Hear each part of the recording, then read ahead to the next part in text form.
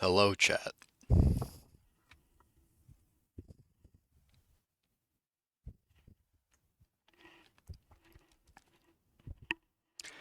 So, funny story. Last stream, I said I would be getting back into, no, I'd be jumping directly into uh, DDLC, finishing up everything, getting the big secret ending, and that is what I was going to do. But then something happened.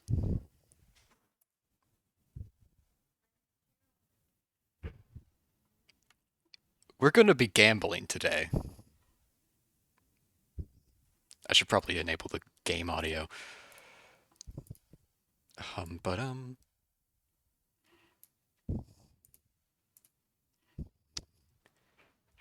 we're gambling, chat. We're gonna gamble so well.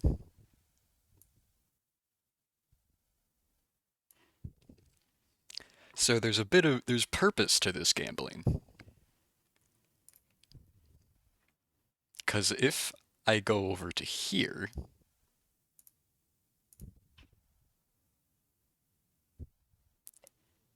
round 63, our best hand is 2.868 e to the 75th.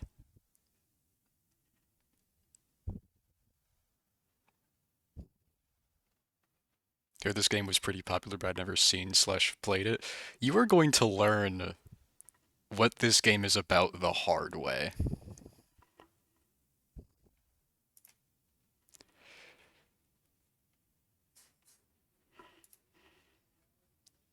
There's a very good spot for me to put chat here. Hang on. Um,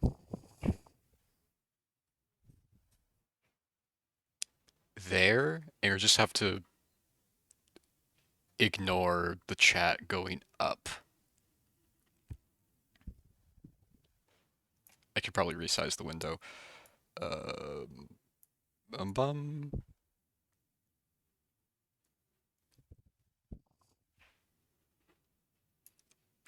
A little bit smaller, and I can probably fit chat like entirely in it. That's good enough. All right. So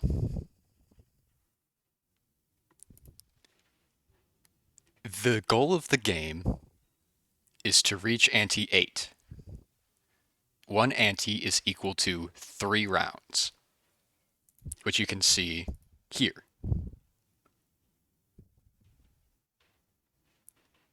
It's a small blind, a big blind, and a boss blind with a unique challenge. This one is playing only one hand, which is not an issue for us, which you'll find out.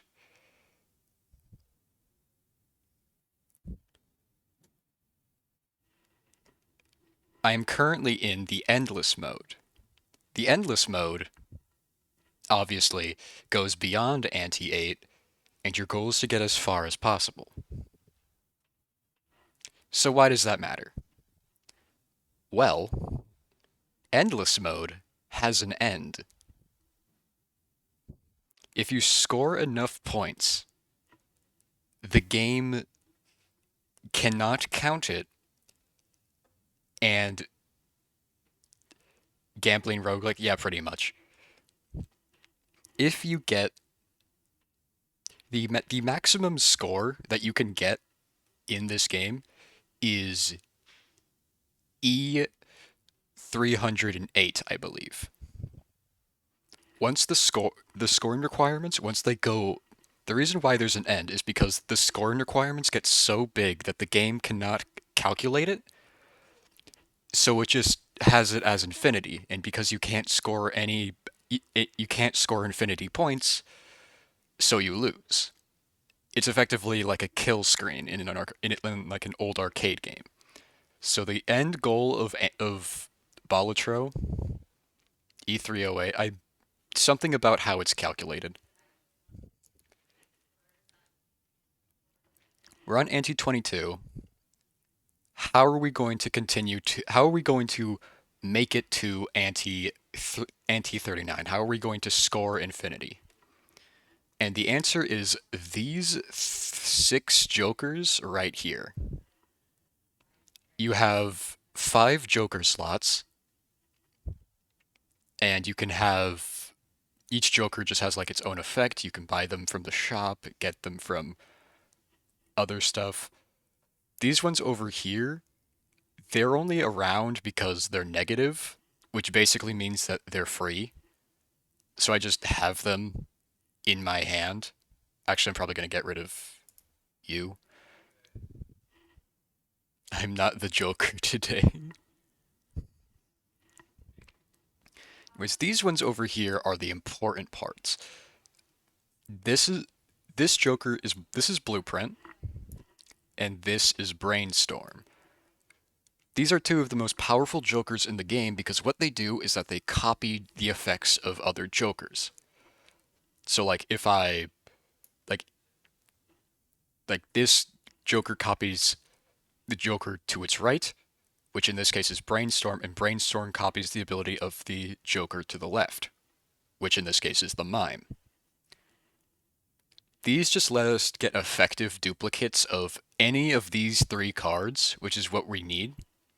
And these three cards are just going in order from of like rarity, because why not?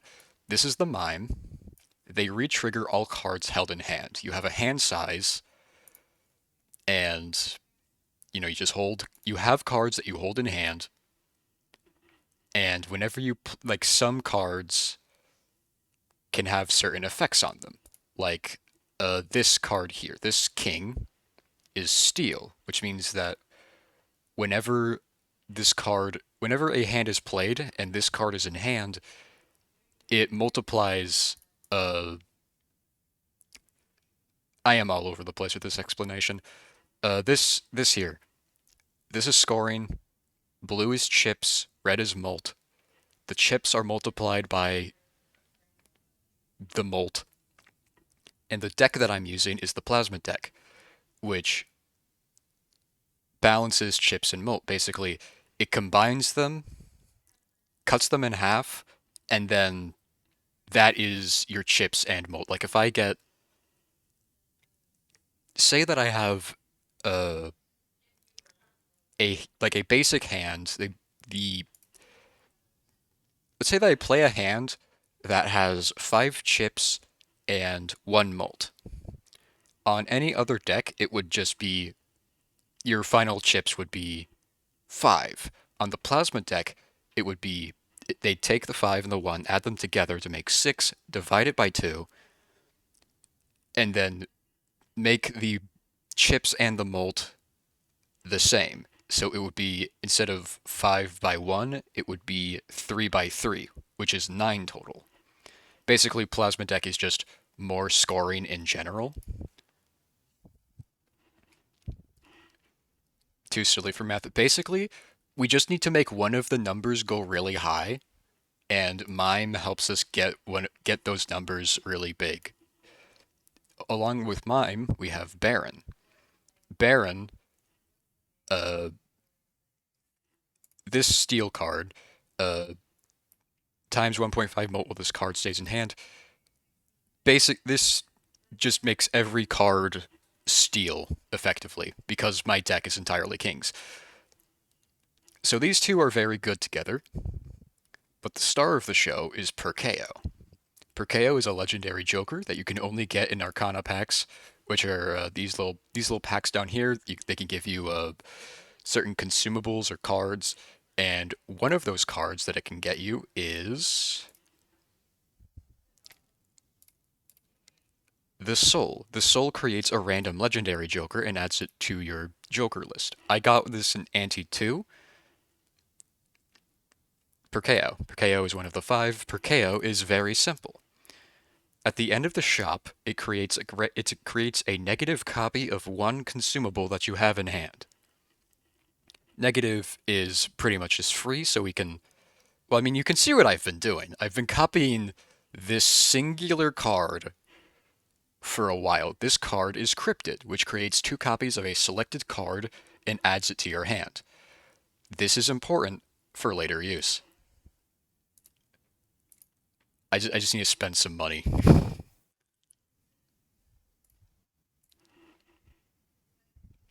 Planet cards increase the level of your hands, which just makes them better.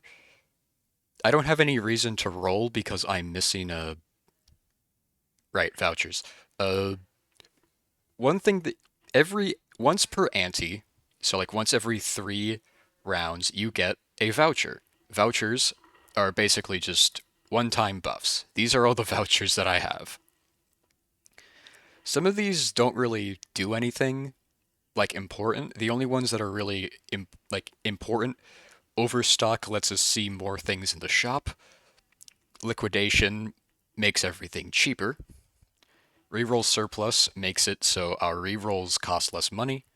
Omen Globe lets us get spectral cards in Arcana packs. Basically, we can get rare, high quality consumables outside of their packs, if that makes sense. Crystal Ball gives us another consumable. We have 3 open slots instead of 2. We have 2 extra discards, which isn't really that important. We get more money per round. We have more hand size. We can reroll the boss once. I want to get the upgraded version of this voucher, which allows us to reroll the boss as many times as we want, which is important for later use. And this is also important. Is there background music? There is, but I think I might just let me just increase that. Uh, can you hear it? Is that good?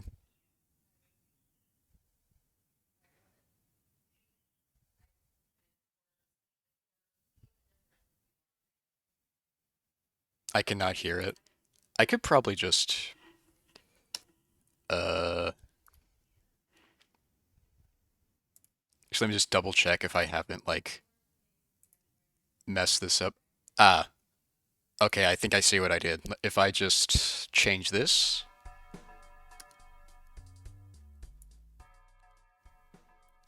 all right, you should be able to hear it. Can you hear it now?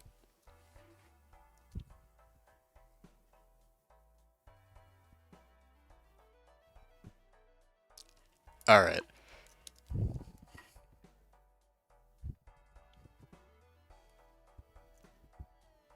All right. So, time for the chaos to begin. At the end of every shop, I want to copy per KO with these 3 jokers, which allows me to get 3 extra consumables in my hand. Now, we're going to play the first round. I want to discard specifically the purple seals, because when I discard purple seals, I get consumables.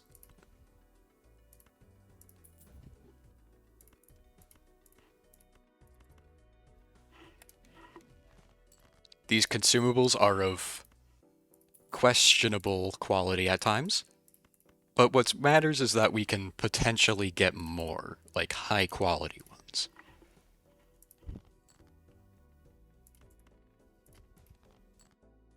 I need to experiment with how many Steel Kings I need in my hand. Bummer. Uh,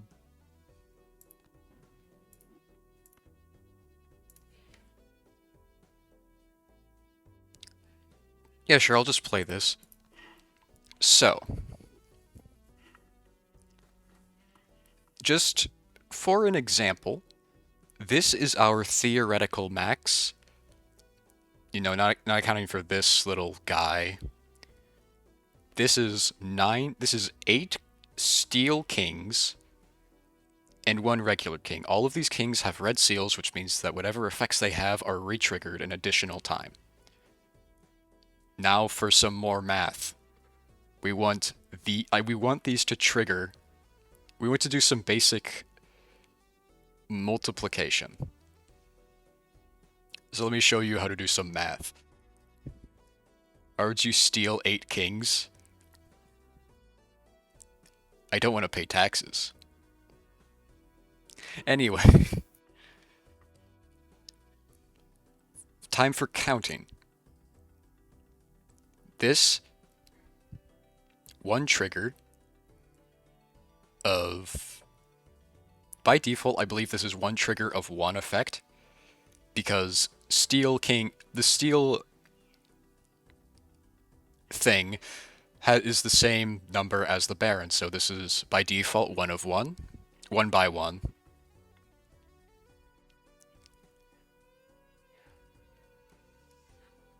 No, it'd be one trigger of one if this doesn't have a red seal. But because it has a red seal, two it is two triggers of one without accounting for the Baron or the Mime. When accounting for just the Baron and just the Mime, reverse order. Counting for the Mime, it is three triggers of one, and then with the Baron, it is three triggers of two.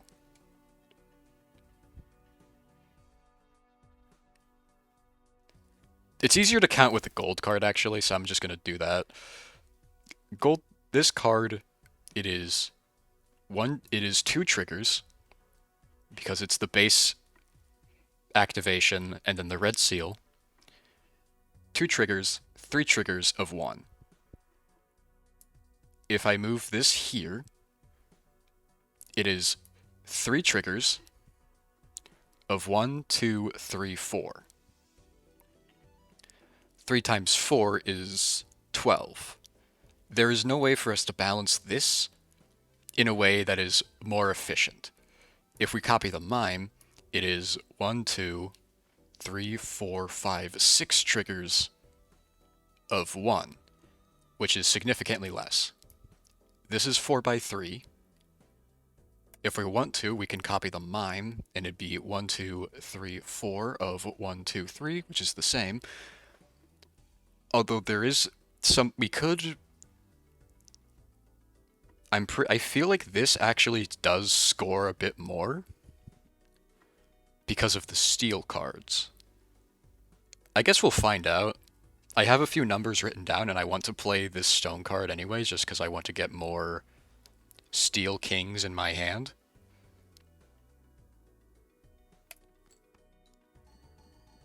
Just in case, I'm going to move this over here.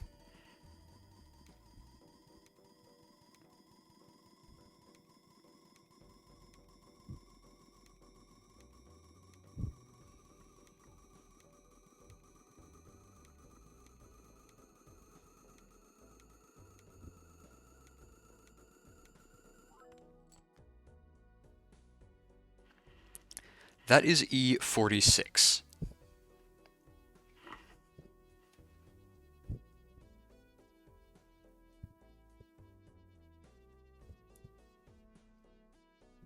Now, that isn't enough to win this round, obviously. I know that. And that's where Perkeo comes into play. You see all of these cards over here? You know, the create two copies of one selected card in your hand? If I copy a red card, I'm going to choose this king, and I use a cryptid. It adds it to our hand, which means we get more points. Just to be safe, I am going to use two cryptids. I believe this should win. I'm going to play this king. Just make sure I have everything down correctly. Actually, I did run the numbers earlier. I just need to open it. I have to open the balatro calculator just to make sure that my optimizations are correct.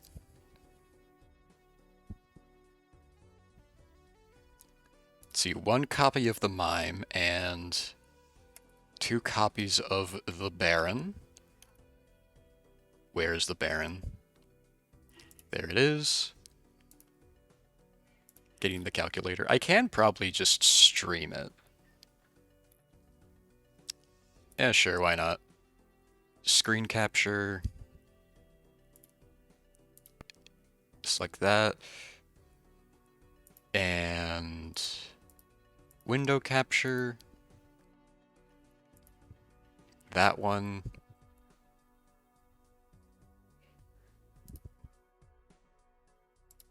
That button, this button, that is a bit too big. Let me just transform, fit to screen. All right, time for some calculations.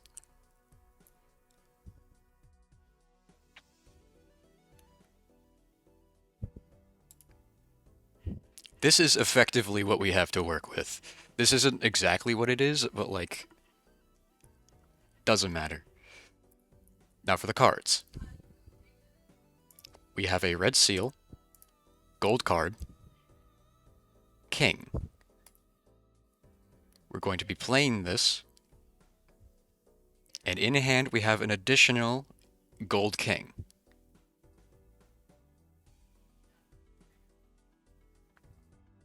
We change to steel.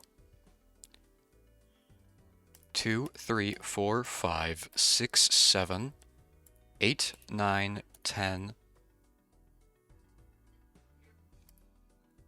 11? I believe that's correct. It should be. I hit this button. It is now the plasma deck. E59 at level 1 high card. If I were to make this calculation more accurate, I would go into hands and I would set it to whatever level my high card is, which in this case is level 66. So I'm going to set the high card to level 66. We score E to the 63rd with 2 cryptids, 2 steel cryptids. I'm just going to write this down for later.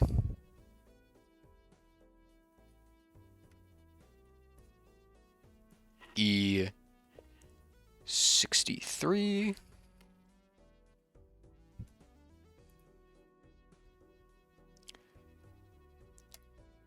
All right. And now we watch the magic happen. Just to double check, it did optimize the jokers, right? It did. Okay. I think it did that automatically. So yes, I am correct. It is this. Ship it. And just for some extra right, I have the photograph. I should be accounting for the photograph. How much do I score with the photograph? That feels important to take note of. Where is it? Where is it? Photograph, where art thou?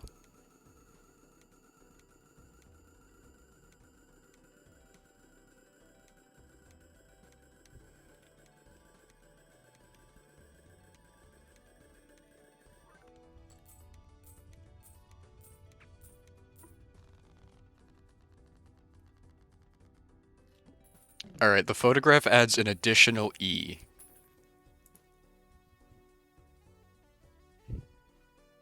Anyways, that's $27.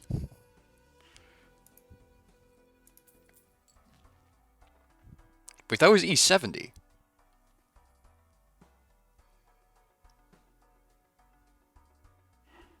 Something is missing in my calculations, and I'm not sure what it is.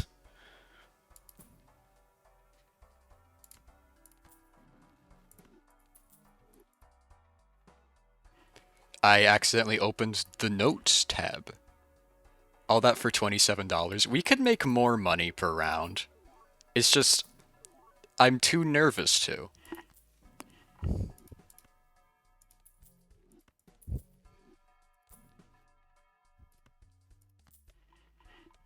$67.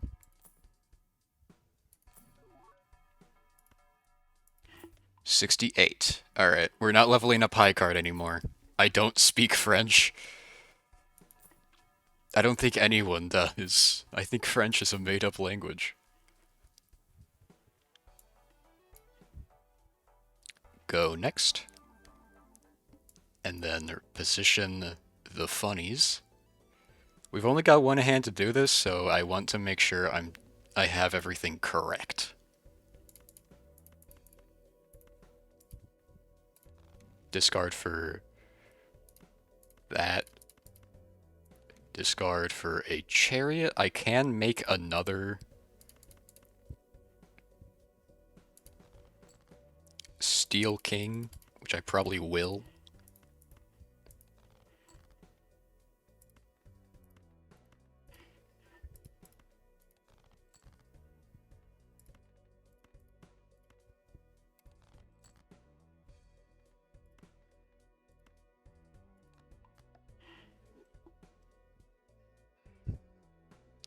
Let me get one. God damn it.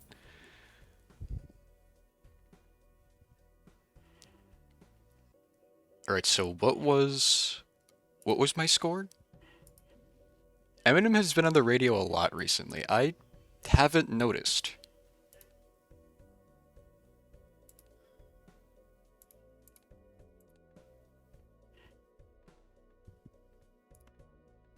Just to be safe, I'm going to use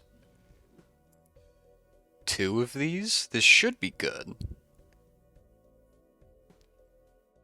Just to be safe, opening the calculator. I'm going to change out one of these cards for a gold king. And that gives us E63. But that's accounting for this king being... You know what, it's probably fine. We don't get that much... It's like 1 additional E from photograph, so... You know, this should be good. Ship it.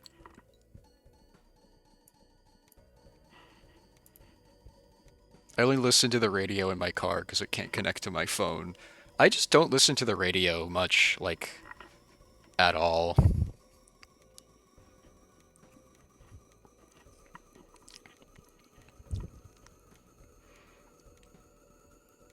Like, I don't really pay attention to...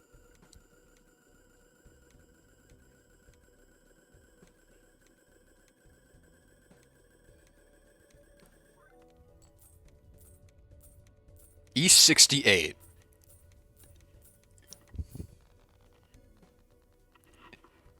We should be able to get by with one cryptid. And that should be good, because these cryptids...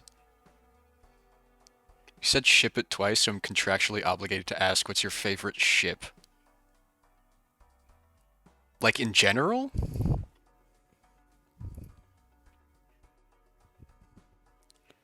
Or like in this game?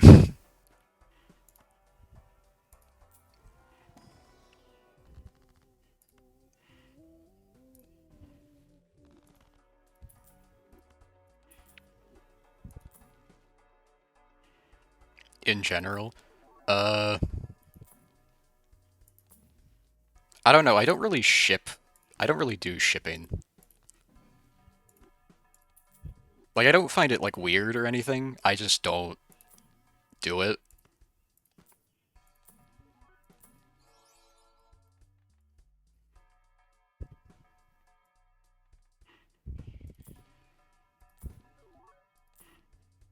I like the Titanic. Oh, that kind. Yeah, I also don't know that many ships.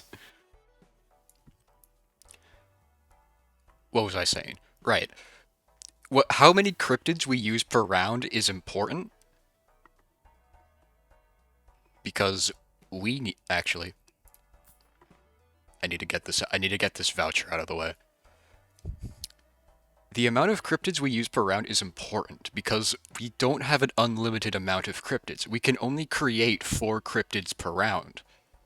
That will change if we get in ectoplasm, or if we get a showman, or if we get antimatter. If we can get another copy of Blueprint or Brainstorm, that will change. But for now, we create 4 cryptids per round. And as soon as we create more, as soon as we need to use more cryptids per... How many cryptids do you have overall? 136.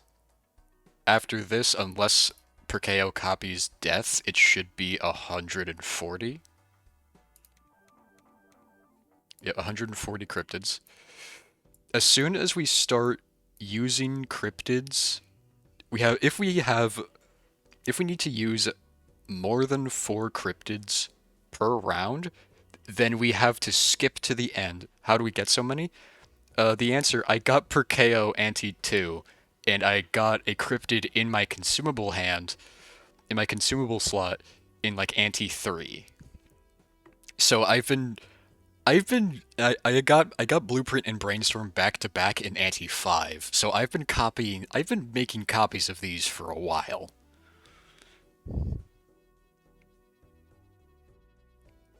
Alright, E68. So we need all steel in hand.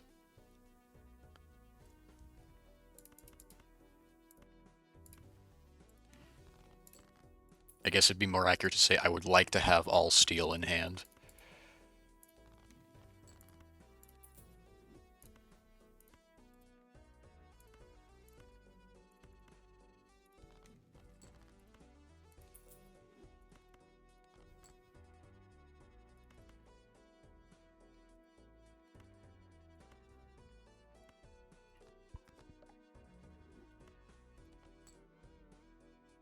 Perfect. Alright. So this is our max output. Just to double check, because I know having steel cards will mess up the calculations a bit. Let's see, that will be 12 steel kings in hand.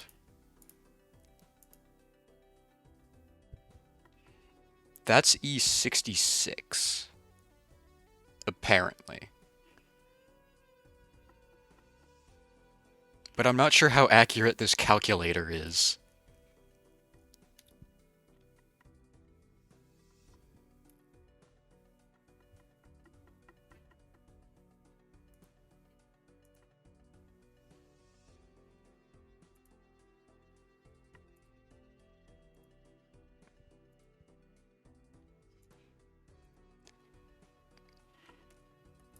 Apparently this is correct.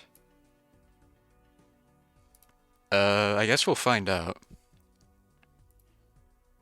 I feel like Bop is really staring into my soul today. Bop is always staring into your soul. Just write down 2 cryptid plus all steel equals...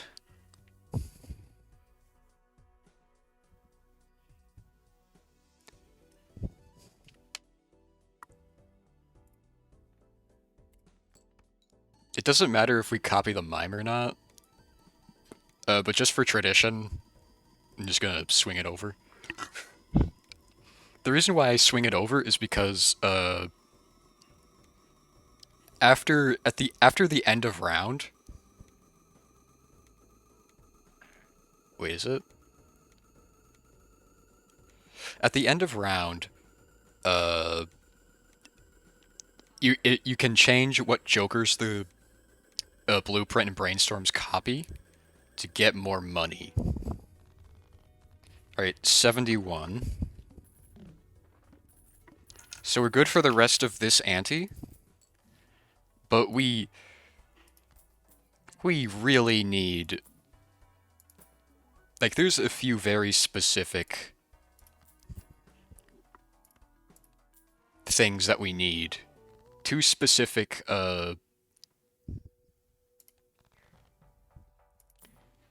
vouchers. We need antimatter,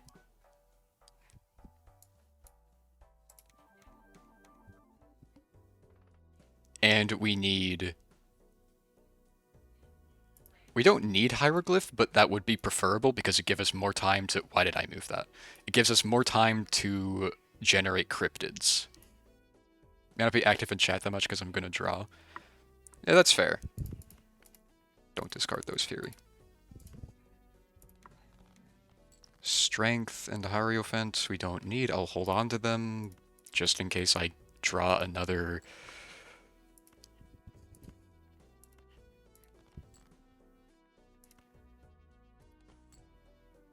Okay. Sell them for $2. 1, 2. Select it, ship it, copy the mime because it's tradition.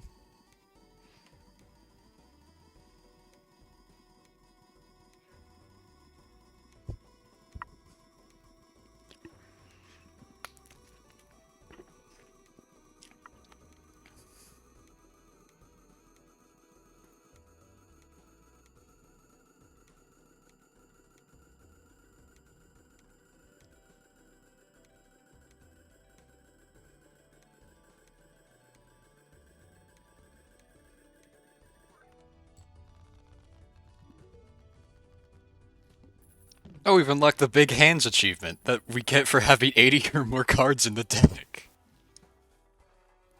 Wow, incredible.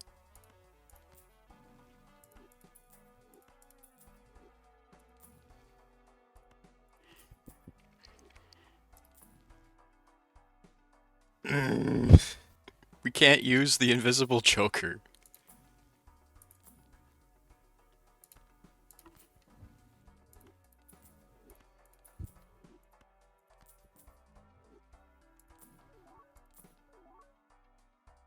Alright, copy per KO. 1, 2, 3, 4. 1, 2, 3, 4. Start with no discards. That kind of sucks. That's actually kind of bad. Oh no.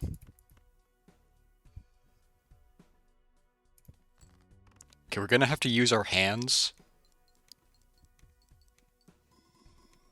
as discards and hope that we get the steal. Otherwise, we're probably gonna need to use more than 2 cryptids.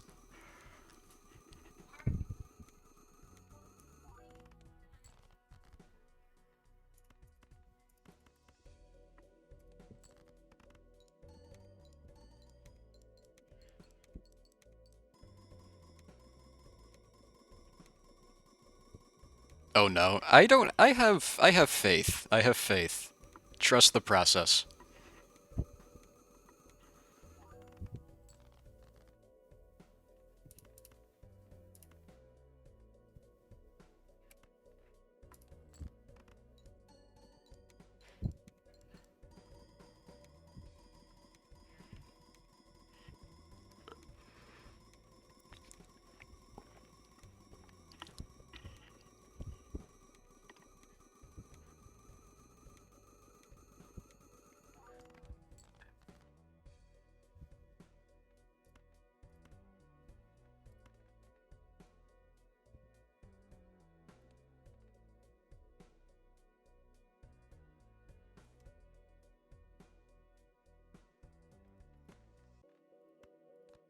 Use a chariot and play the pair of gold cards. If we're lucky, this will draw 2 more steel. If we're unlucky, then we just use 2 more. We just use another cryptid.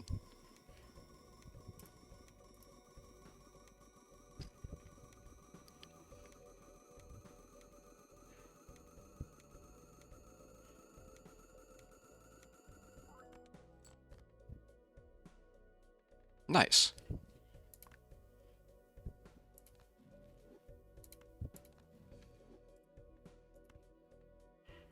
Ship it.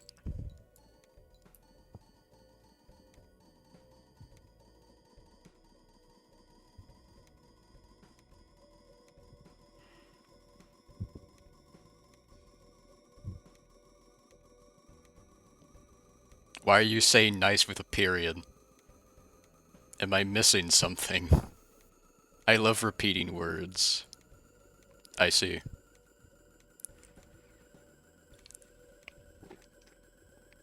We're good, we're good. Okay. E70.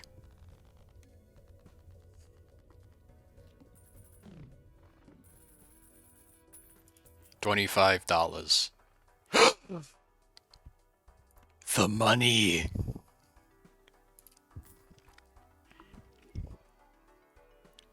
We've achieved the retcon. This is very important.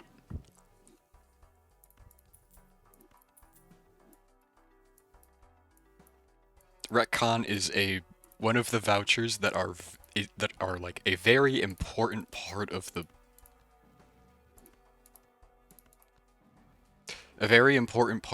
the puzzle.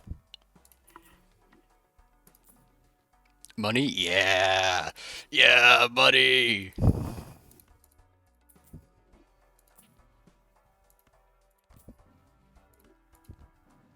Money.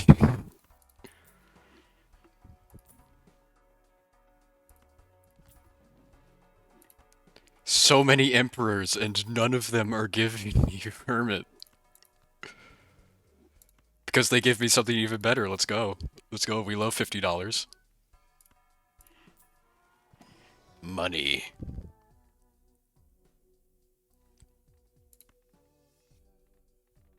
I'm going to use death first. Make you into a that. And then use the temperance. Actually, I can get $2 extra if I use you. Sell you. Use the temperance. Copy per KO. Our current max is 71 with 2 cryptids and all steel.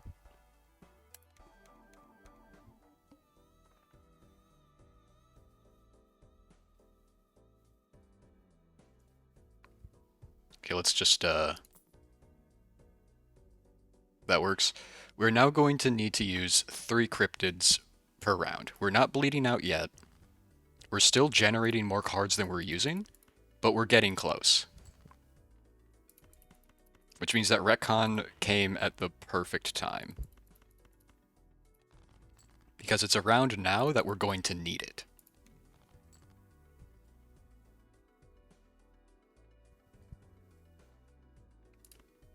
Give me a purple seal. Damn it. Alright. 1, 2, 3. Copy the Baron, copy the Mime.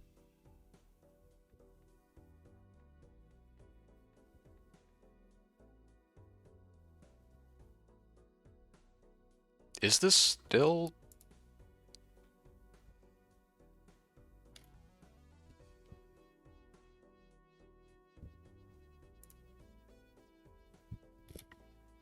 I need to redo the math. We have 15 kings.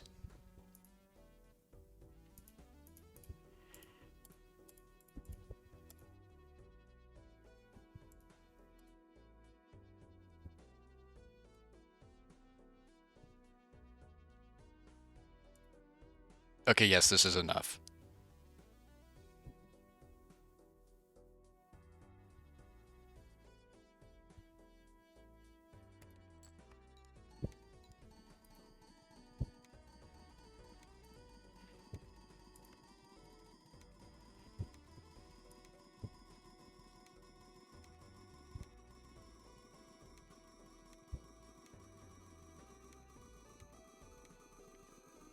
You could just waggle around the blind pin, by the way.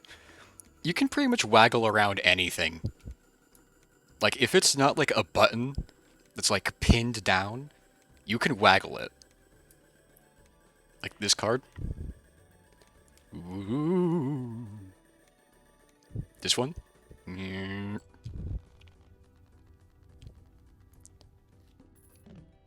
Damn it. 83.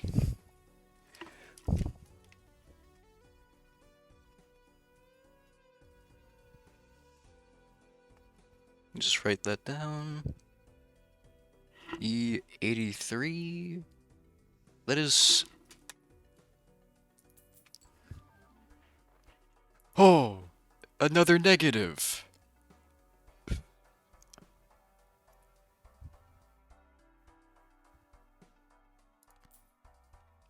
Nice first time chat.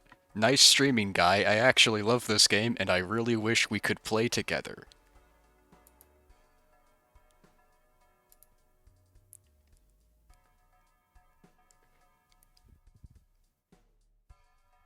Duly noted.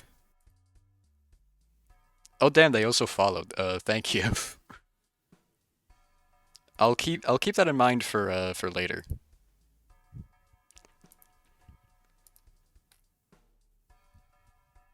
And I click something and it's hiding the fuck.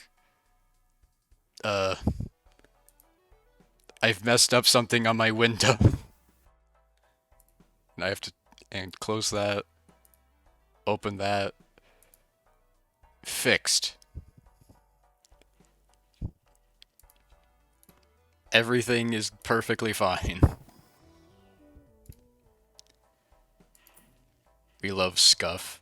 Scuff makes the world turn. I'm re-rolling. I'd spend more money, but I'm not making a lot of money because I don't have the Joker slot that I need.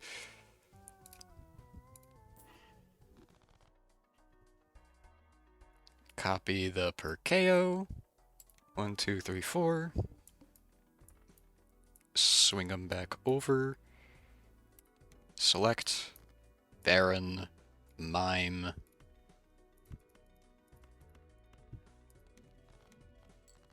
Hermit and Devil. Sell. Use. I'm curious. Hang on. Let me just crack open the calculator. Can I get away with, like, a 1 gold card?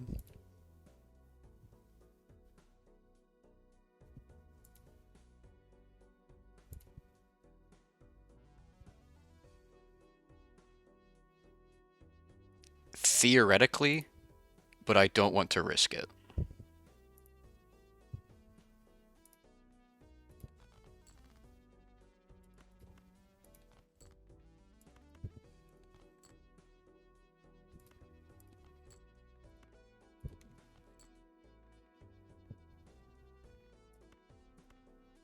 Okay, and then select 1, 2, 3.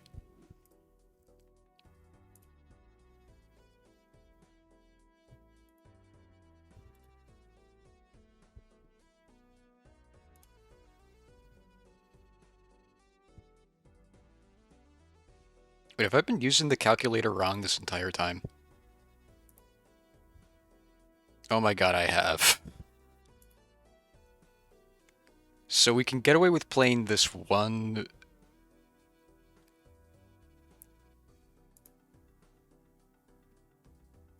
Hang on, let me just redo that. Put that in. Okay, we can get away with playing a steel card this round. In theory. So this means that we get, $18.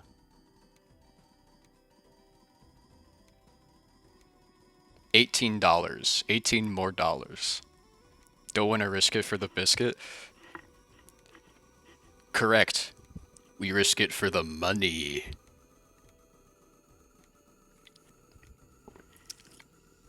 Money makes the world go round.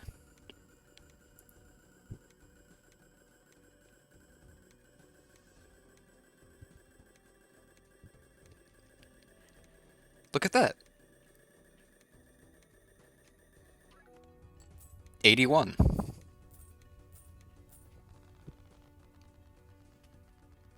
Capitalism. I love capitalism so much.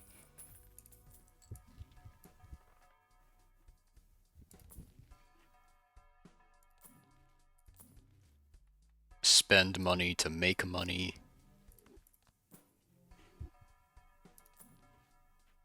Spend money to make money.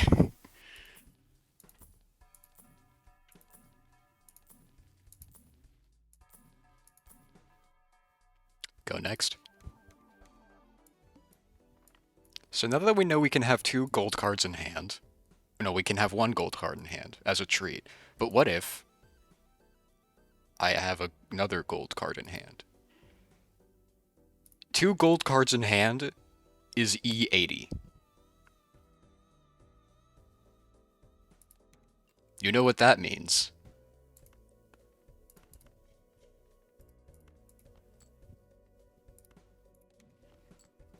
Oh, money.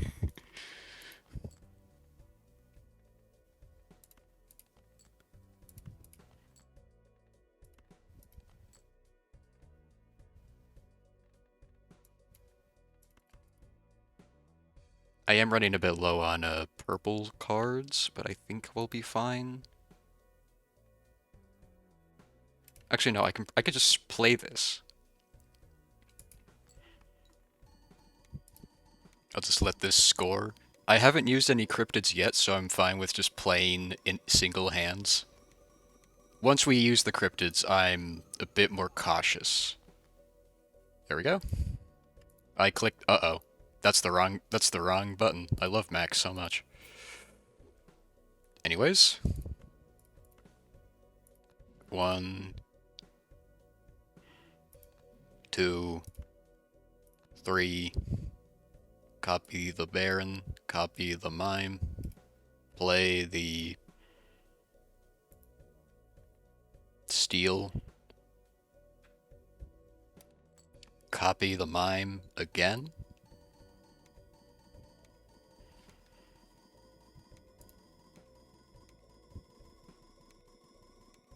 We're making so much money.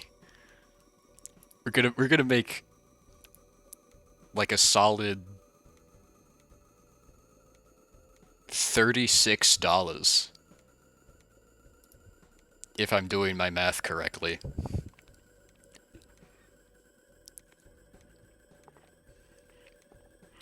36 plus whatever the final extra money is. Money.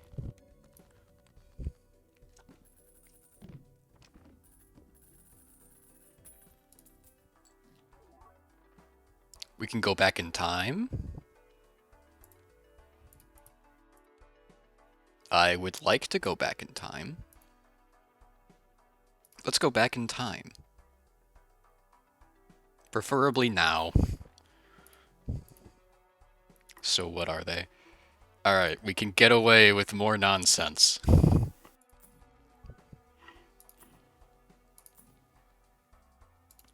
Fool for a temperance for $50.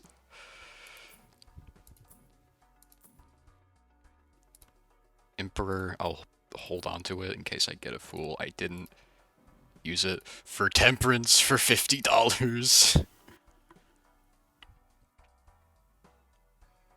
Copy the Perkeo.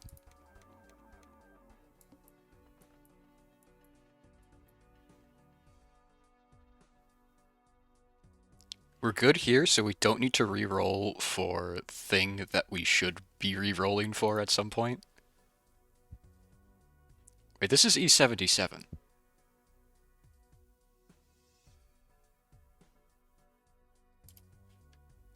Okay, what about 3 gold cards in hand? 8E78. We can have 3 gold cards in hand.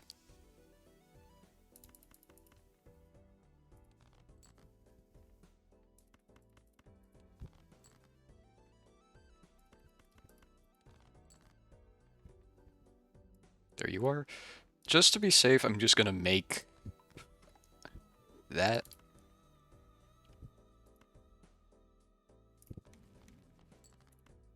Don't want the hung man.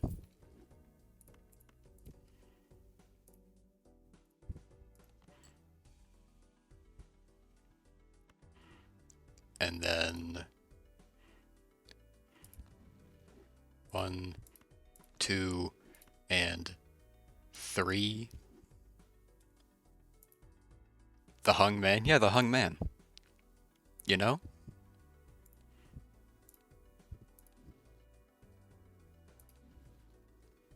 No, the hung men. You know, you need a lot of hung men if you want to get far in the game, you need a lot of hung men.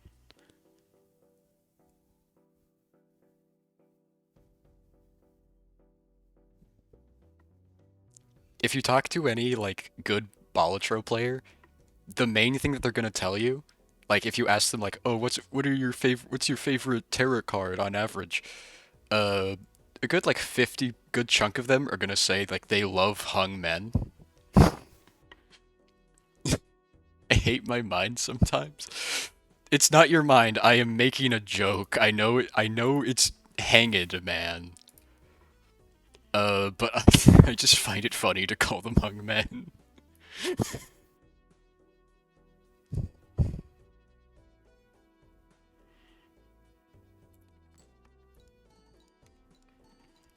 If I've done my math correctly, this should still win, which means that we get more money.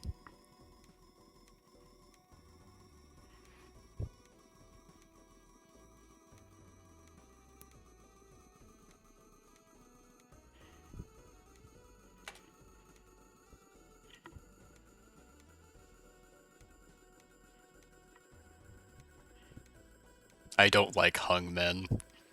It's not for everyone, you know?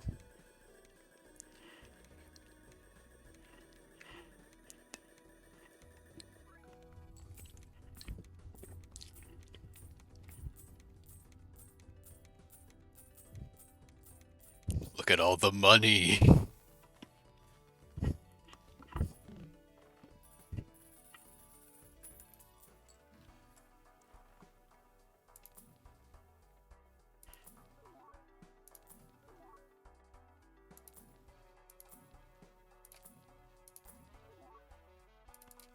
I'll take it just in case. Like, if I get another stone card in hand.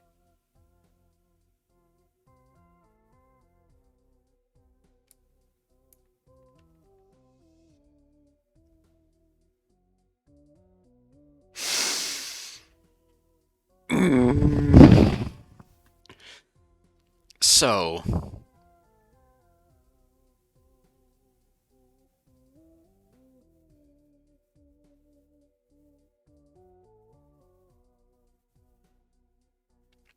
do I take the ectoplasm?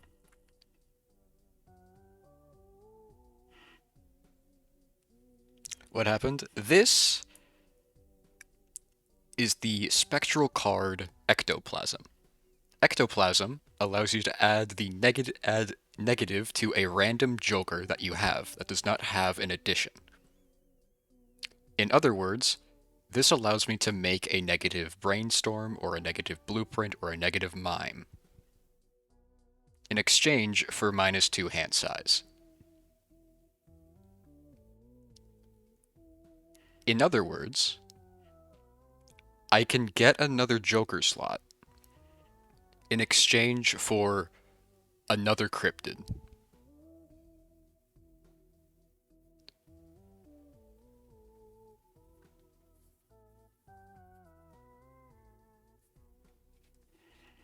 Let me crack open the calculator.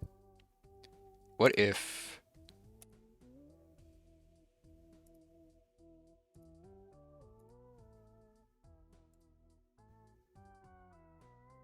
See, that's 70.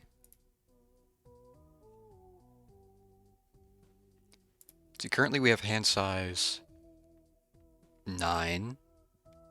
That brings us down to hand size 7. 6, 7.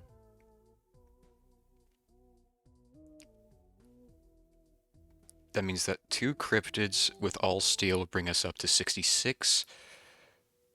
With 2 more cryptids, that would bring us up to 77. I don't think I take the ectoplasm just because I don't have another, like, blueprint.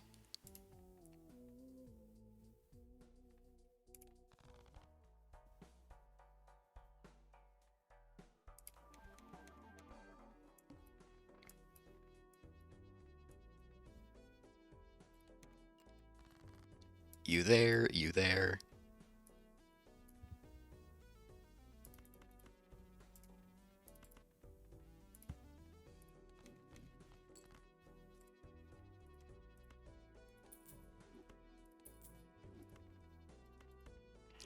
Okay, I did make a few modifications to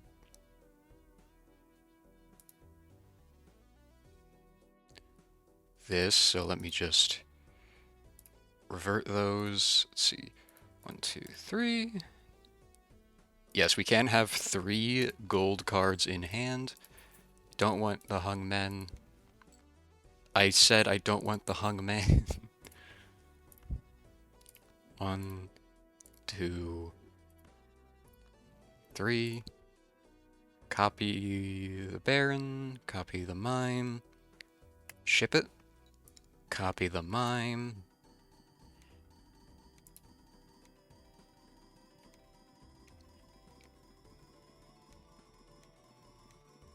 It's been an hour already.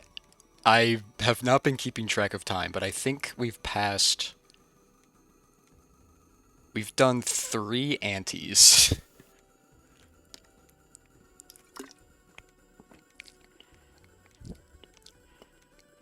I am so... I am so confident in this run. I'm not going to end stream until either we reach ante 39 or we die. Hydrate. I do have a drink.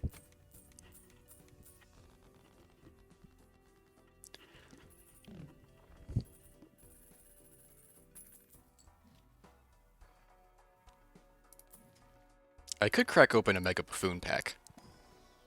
Wow. Temperance. Money. Money? What do I need the death card for? You. Money. Money.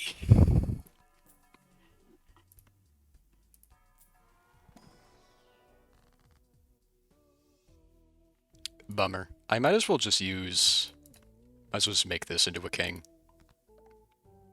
Just because. And while I'm here, you see Emperor for a fool. For an Emperor. For a... for a fool. For an Emperor. For a... I'm... Please. I'm not continuing the loop. I'm just taking my $40 and going next. Copy you, copy you. God damn it.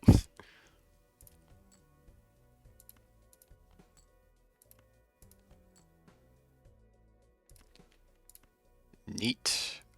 1, 2, 3. Copy the Baron, copy the mime, play the hand, move for the mime.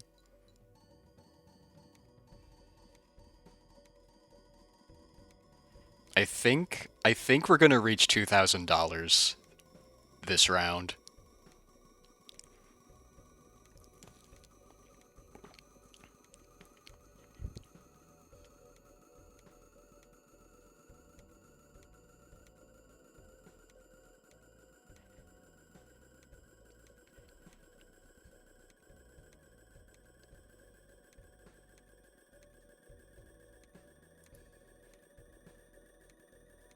And 2,000. Yippee. Oh, we're not gonna... Wait, we might? End of round payout is at least $25.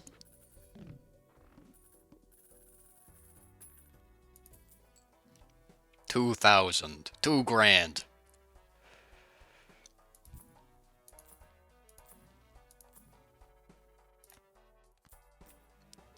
Money. And... Fool. For money. And... Go next.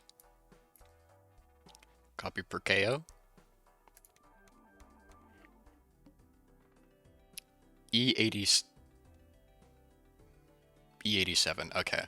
We want to reroll the boss, but before I do that, I want to see... To E87. Can I do E87 with 2 gold? No. What about 1 gold? No gold. Uh-oh. Alright. We have now reached the point where we consume an amount of cryptids equal to how many cryptids we generate. So very soon, once the scoring passes 94, we're going to need to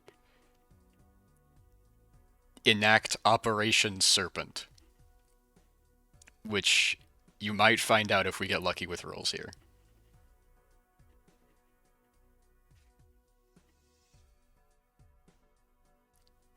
Let's see, well now that I know that I'm using another cryptid, what if I add 2 gold cards?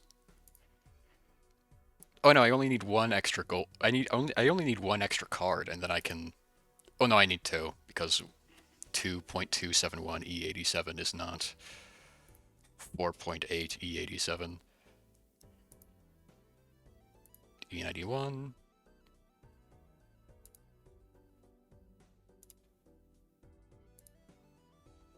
88. So we can have 4 gold cards in hand.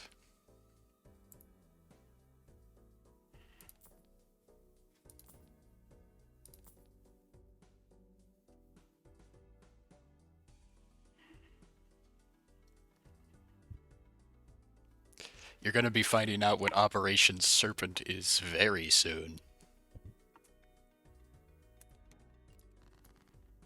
Alright, if I've done the math correctly, and by that I mean ran it through the calculator correctly, we can get away with 4 gold cards.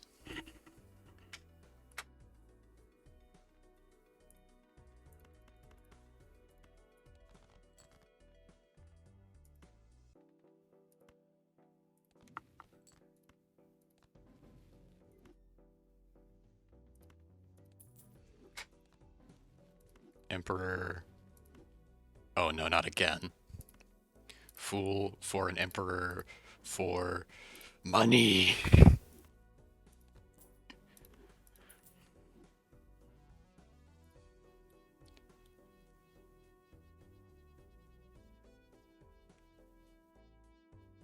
Um,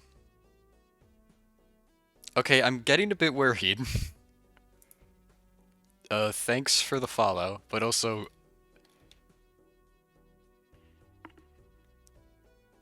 that message is concerningly similar to another one that was sent half an hour ago.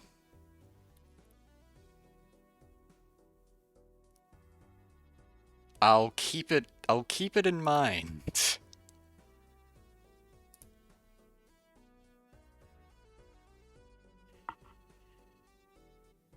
Oh no, they're not even. Okay, yeah, I'm like 80% sure this is a bot. Uh, just to be safe, I am going to. How do I do this?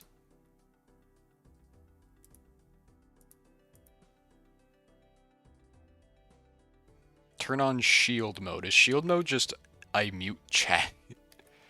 Okay, I can't delete messages in the thing that I have open here, so I guess that's gonna stick around.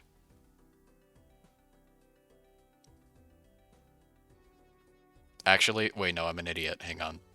I literally have my browser open. So I'm just gonna go to twitch.tv, the website, and then dashboard. I can spam if you'd like. I have the stream manager open. Let me just, if I'm doing this correctly.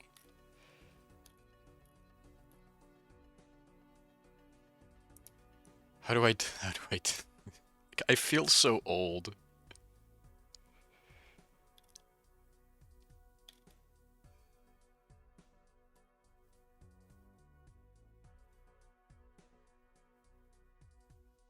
Show moderation actions. It's not showing me my actions.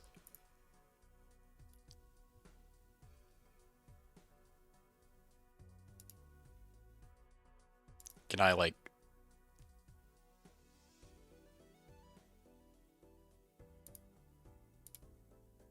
I'll figure it out later.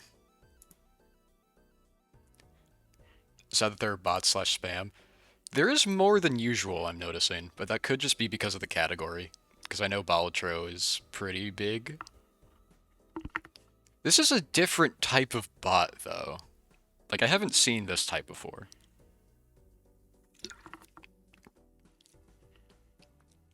So it's nice to know that they're evolving.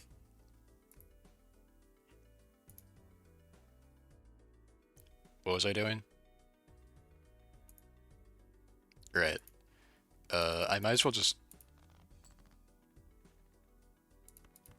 We want to keep... We don't want to keep them, just... Money. I knew that was a good idea.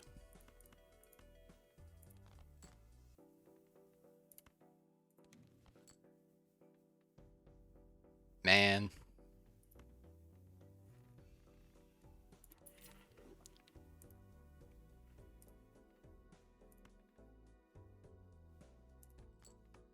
Play the stone card, and then hopefully I can just get another king.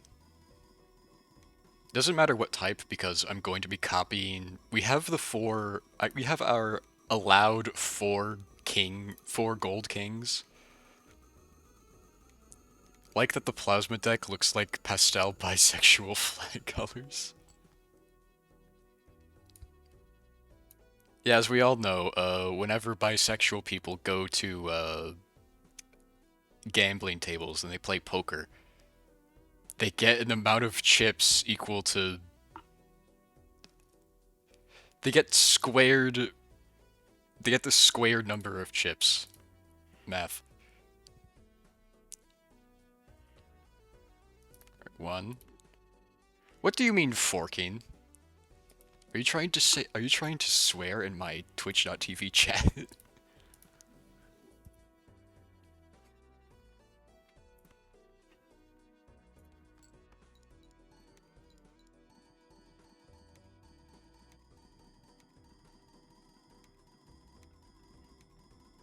Never?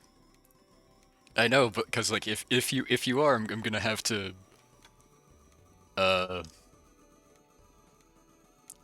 forking like eating food. I see.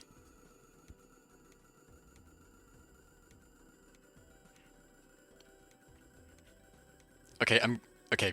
I'm going to. I have copied the term forking. I'm going to open a tab. I'm going to paste it in. I'm hitting enter.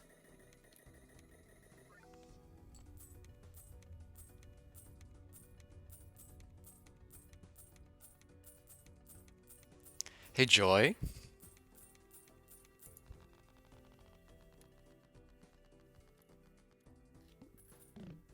Joy. Can you explain to me this definition that I found for the term forking?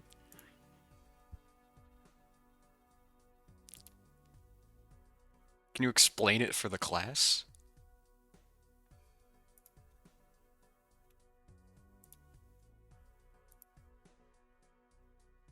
Yes, you. I don't know if I can. Go on ahead. Go on ahead. I want to explain the. I want you to have the definition.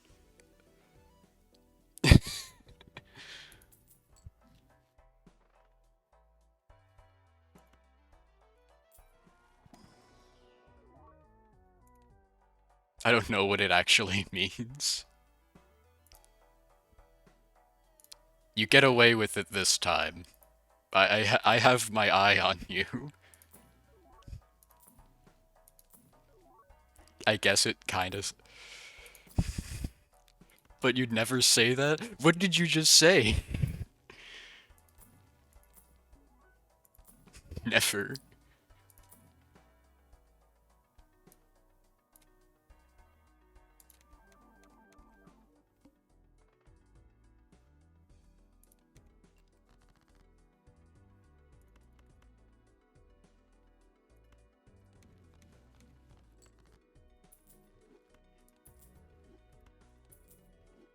What are you making that face for?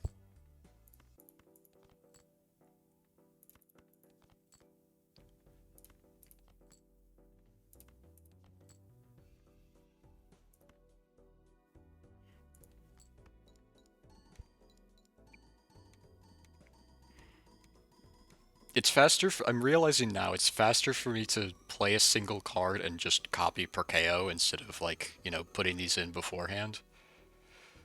Neat. Okay. There, and then one, two, three, four. Copying the Baron, copying the Mime, ship it, move it.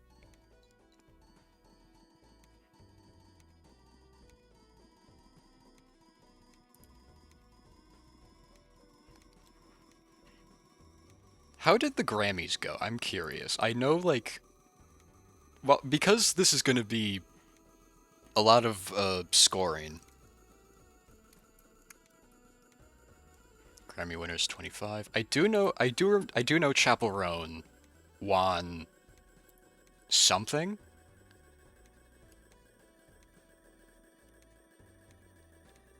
GrammyAwards.com.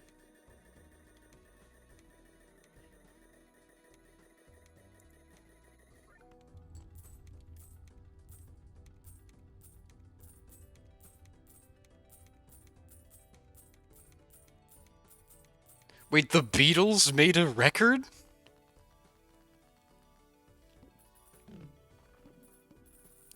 Why did the Beatles make a record this year?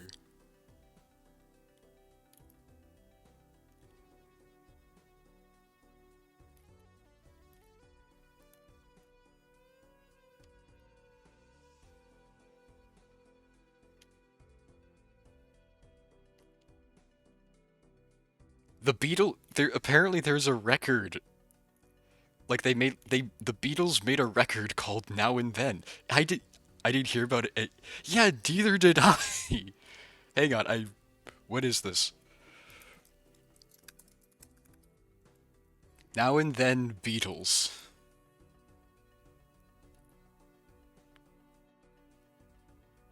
This was released in 1973.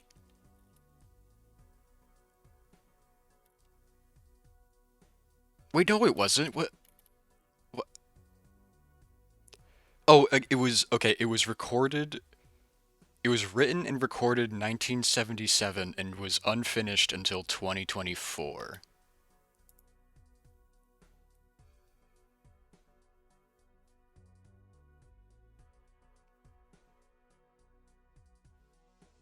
Oh, known as the last Beatles song, Now and Then uses original vocals from John Lennon, recorded in 1970 and preserved through artificial intelligence.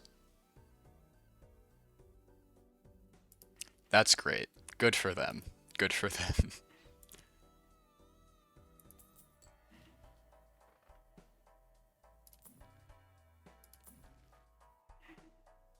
Didn't know the Beatles were still a thing.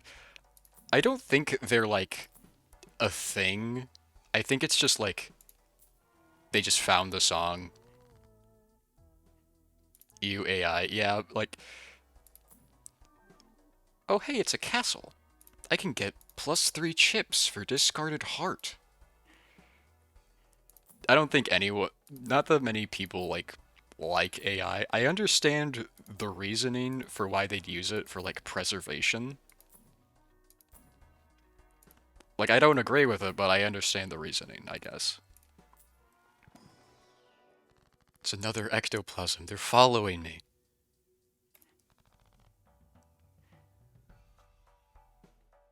Copy the Perkeo. Now, this is Operation Serpent. This is the Serpent boss. The Serpent has a unique gimmick.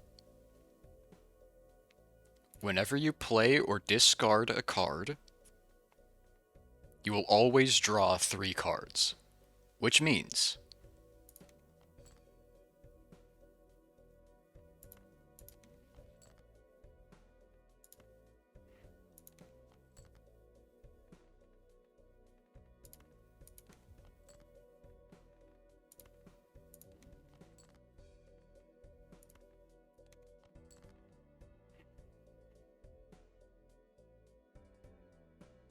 You see the vision?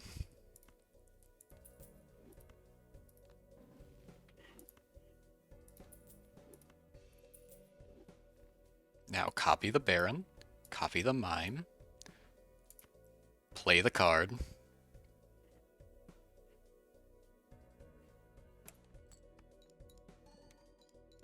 And the best part is that even if this doesn't, if by some tragedy this doesn't win, we're gonna draw 3 more kings.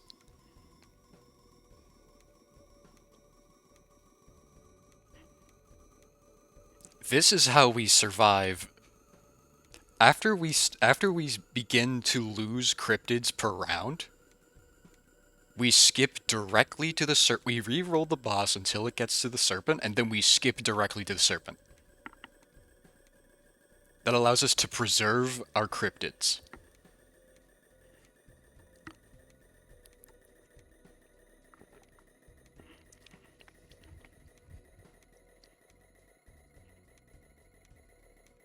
It should be E100, I would think. 105? 110. 109.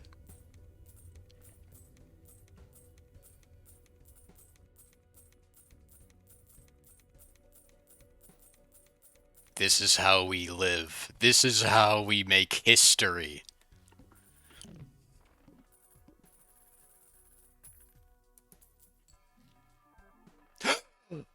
We did it.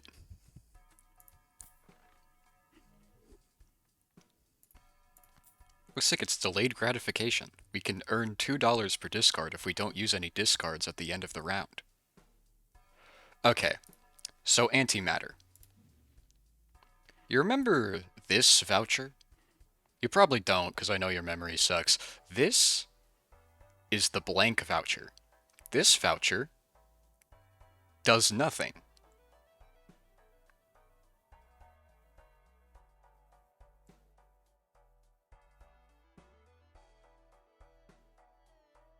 But if you buy a voucher, say if you buy the wasteful voucher, you gain +1 discard.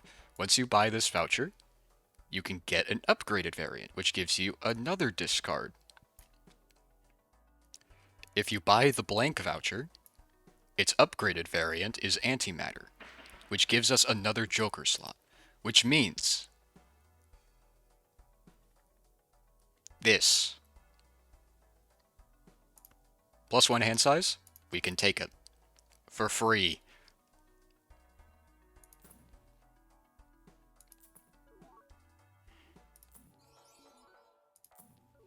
So what are we going to actually use this slot for? I'm probably not going to keep the juggler forever. And the answer is money.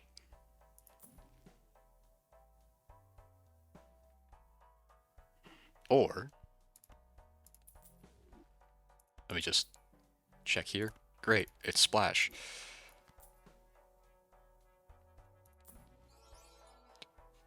Okay, goodbye, Invisible Joker. We're taking the Showman. This is a Showman. The Showman allows you to get duplicate cards. More specifically, or at least in our case, duplicate Jokers. Which means we can get multiple blueprints. And fools. Oh, they're getting buried. There we go.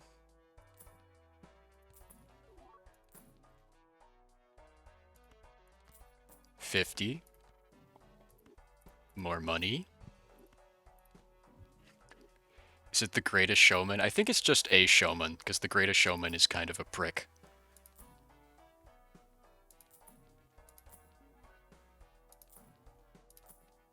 I need to stop re-rolling. I need to go next.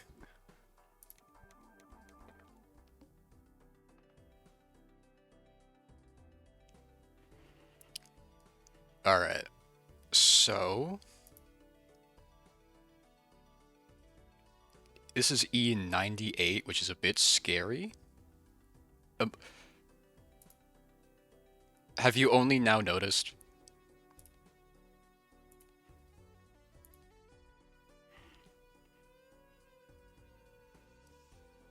this has been the card that we've been using the entire time.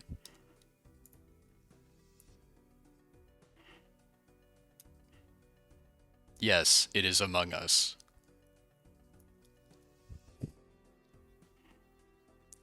Yes, yes, Joy. They have been there the entire time. Sus. Let's see. Do some math. How many steel kings do we need?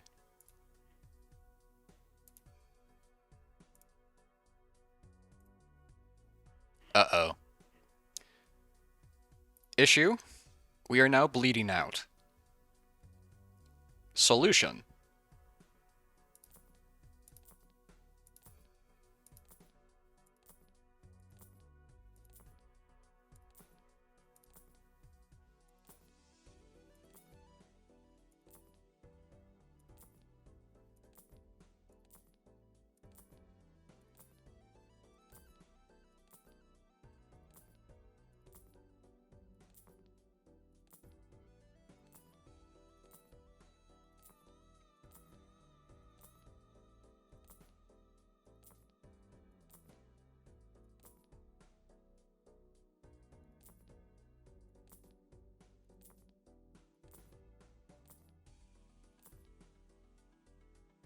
There's our solution. How many bosses are there? Um,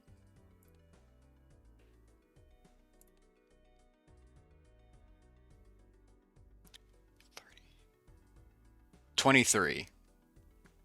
There's 23 normal bosses, and then there's these special ones that only show up on intervals of 8. So 8, 16, 24, and the final one that we have to deal with is 32. That's a lot, yeah. Which is why we need a lot of money. Because we're now losing cryptids, we're bleeding out, per se. We skip directly to the serpent.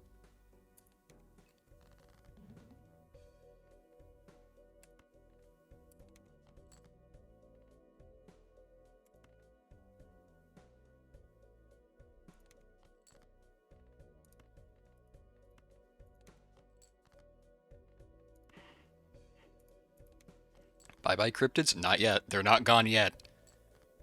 As long as they're here, I'm going to keep them around for as long as possible. Copy the Baron.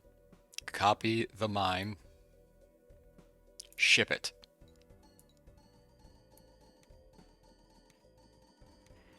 We are fighting against time itself. We generate 4 cryptids per shop. Which means that if we can keep this up, if we can continue to play the Serpent without needing to spend any cryptids, then we can extend our life.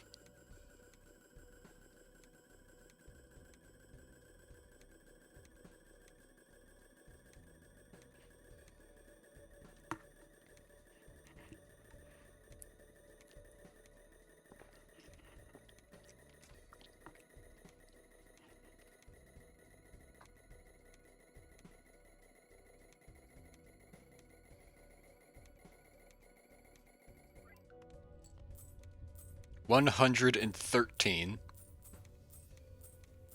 with 2 gold cards. We should be good next ante, or at least next boss. Oh great, a red card. Oh great, a glow up. Editions, Joker editions are now 4 times as common. Money. I heard extend our wife, but I'm pretty sure you said I did say life. Correct.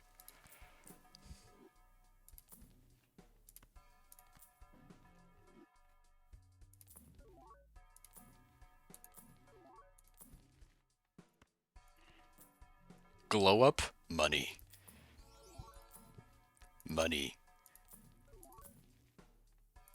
Alright, stop rolling. 4 cryptids. And now we reroll.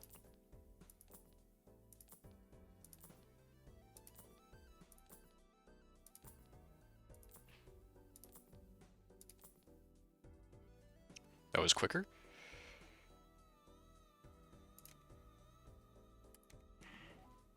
Oh wow. That's great. Anyways,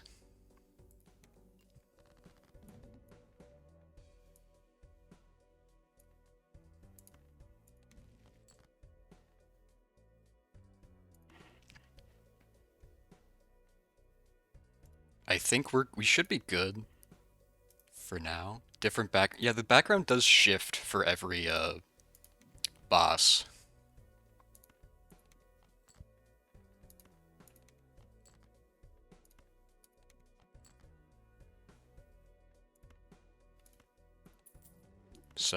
Sell you, copy the correct ones, play the hand, copy the mime.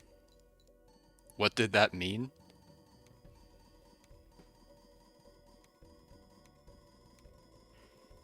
Elaborate.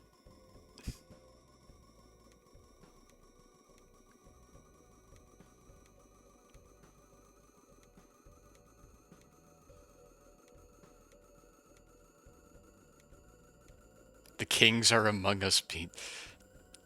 Yeah. You noticed that earlier. How earlier?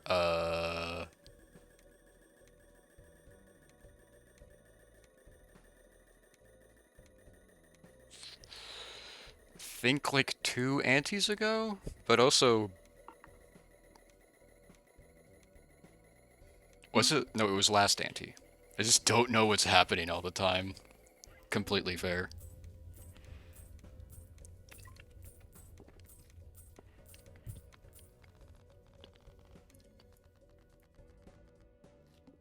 Noticed the cards in the shop, but just now saw the kings. Oh wow, a polychrome throwback. Get another hand. I just thought they were red blobs. Death. Now I see. Oh, it's a polychrome hallucination. Oh hey, it's a baron.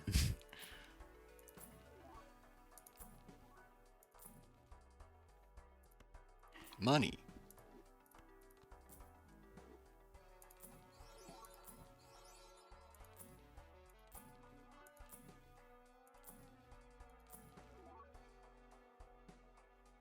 Go next.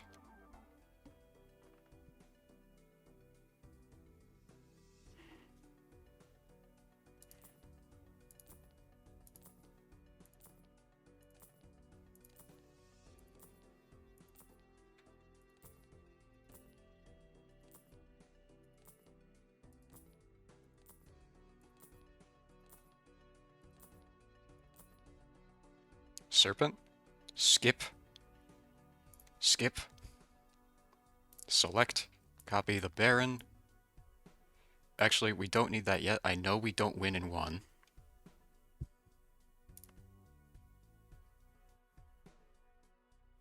So we can win in multiple. Because remember, the serpent is after you play a hand or discard a card, you will always draw exactly 3. So I can expand our hand size even more by playing high card.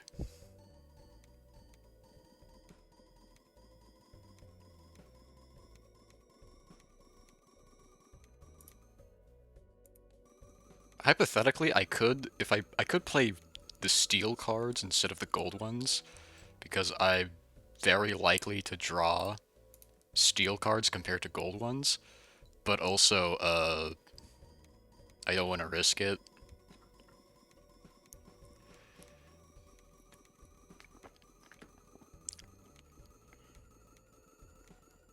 Bop.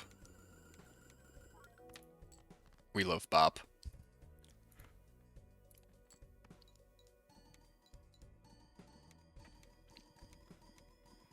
Alright, copy the Baron, copy the Mime, copy the Mime.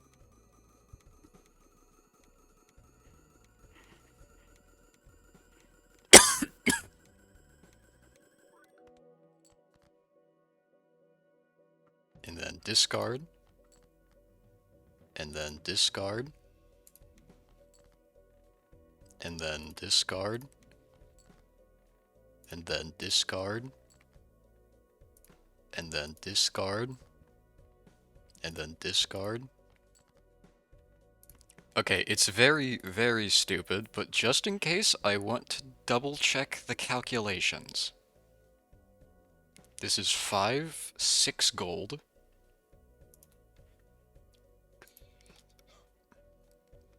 So let me just enable that. So we have 1, 2, 3, 4, 5, 6.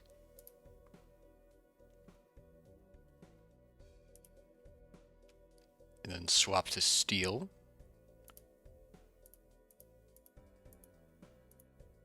$153. Okay, yeah, this wins. I don't even need to play a gold card. Copy you. And then disable that one.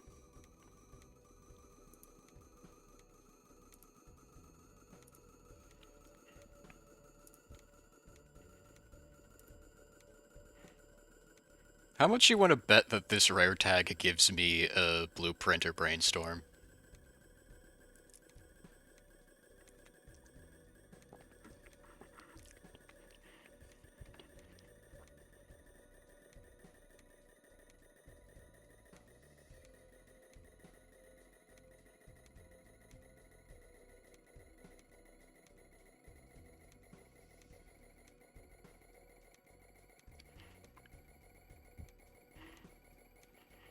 Gambling.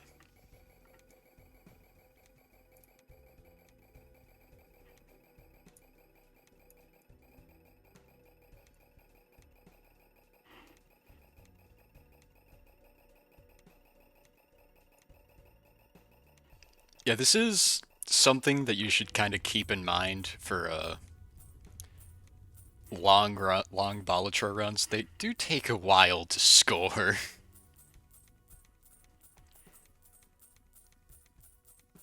Like, this is the fastest that the game can go. At least, like, without mods. Because I'm on Mac, I don't think I can use mods. There's $50. Oh wow, it's the baseball card. Uncommon jokers each give 1.5x mult. How many uncommons do I have? I have 1. 2. Wow.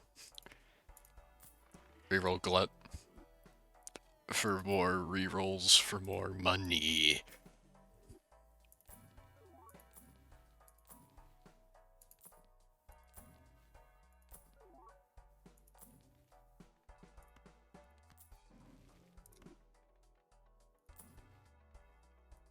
Rerolling less just because I need more money to reroll the boss.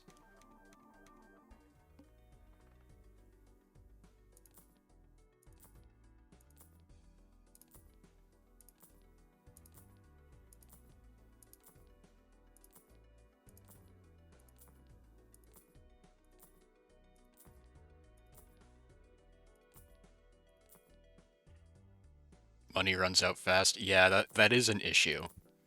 And once we run out of money, then we start to run out of cryptids.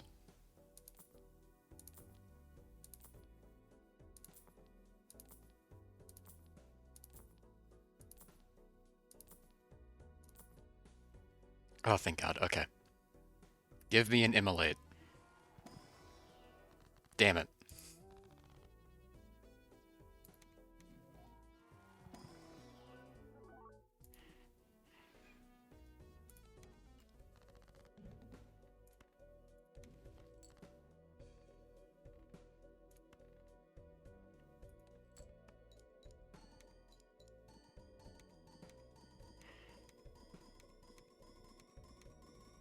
Serpent took a while, yeah. I could consider replacing the showman with a money generator. Like, because I'm playing hands, I could replace it. I could replace, I'm playing hands, so I could, get the get the parking joker, which basically gives you money for each, face card held in hand, of which we have many.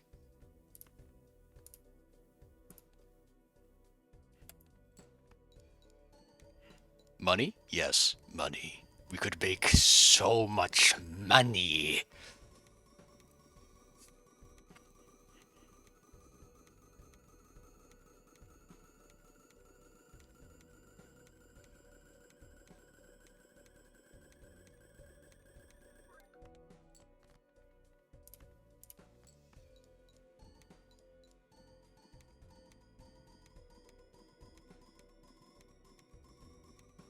Actually, hang on. Let me do some math. We generate 4 cryptids per shop. There are 3 shops in an ante, so we generate 12 cryptids per ante. It's likely that we've reached the point where...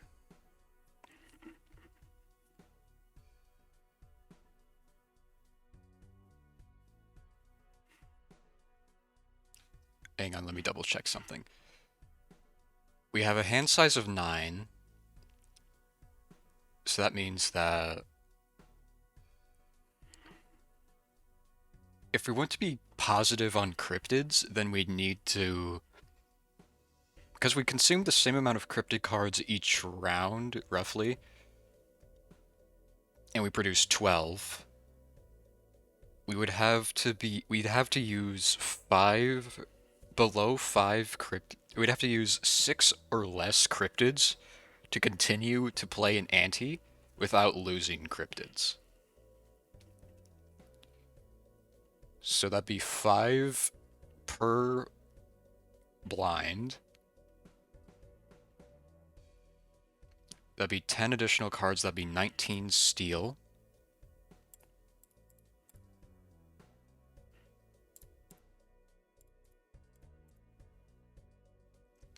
Okay, no, yeah, that might have been like a play that we could have done earlier, but we can't. Oh well.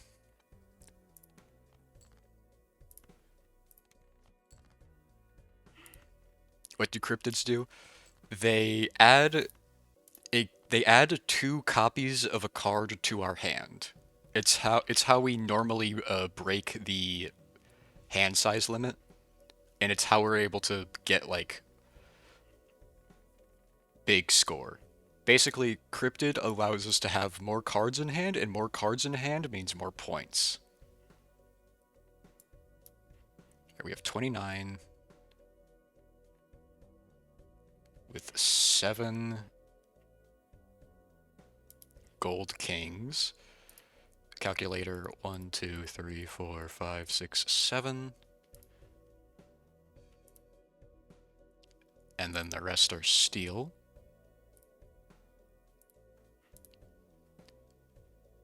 $152. Okay, so play you.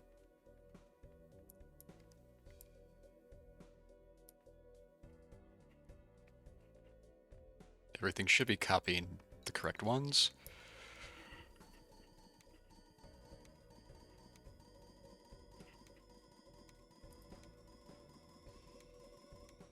Just to make sure that the calculations are correct, like more accurate.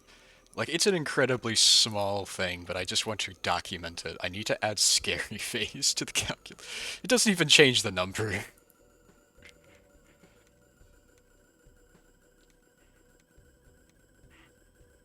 Damn it.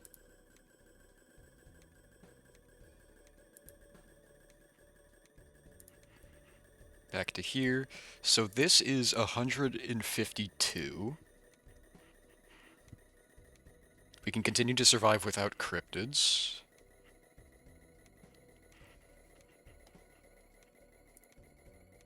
Accuracy to the calculator. Yeah, the calculator is very good. Because I don't have the time or energy to calculate all of this on my own.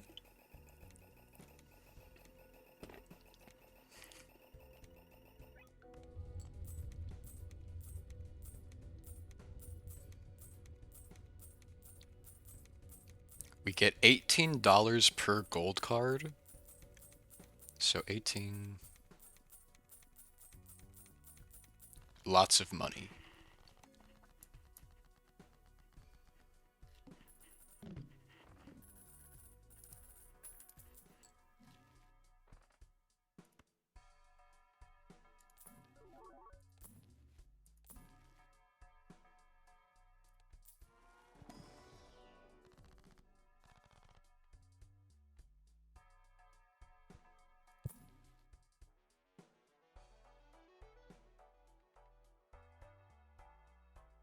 Do we go with a mime? Hang on, if I add a mime... No, calculator. Calculator, give me a mime.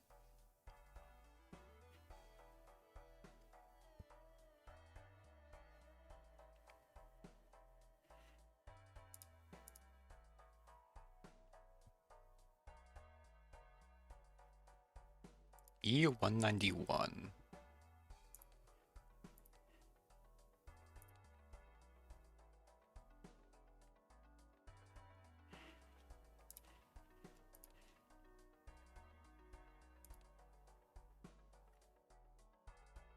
I still think it'd be better to wait for a blueprint.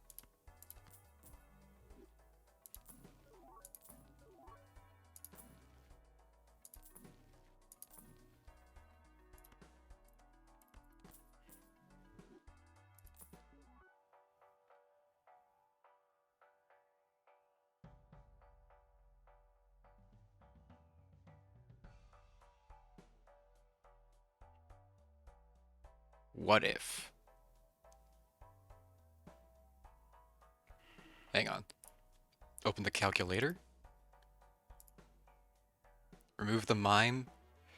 If we add DNA, that is an additional 4 cards.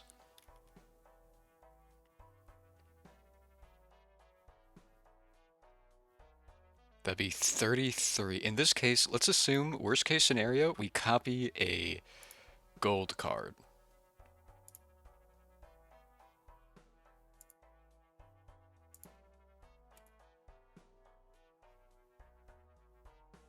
It's buffering.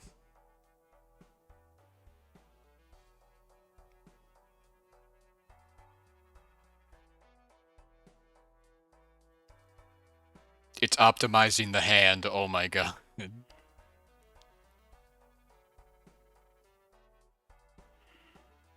Why is Sans Undertale one of the tags as well as Let's Go Gambling? Because I thought they were funny.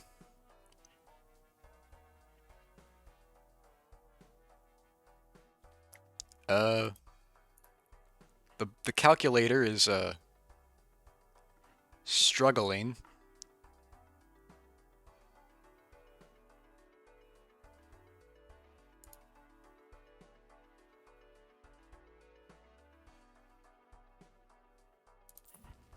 I need to have faith that the showman will get me a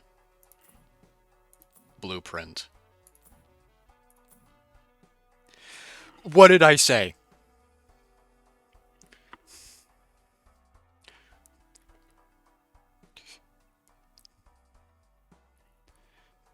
What did I say?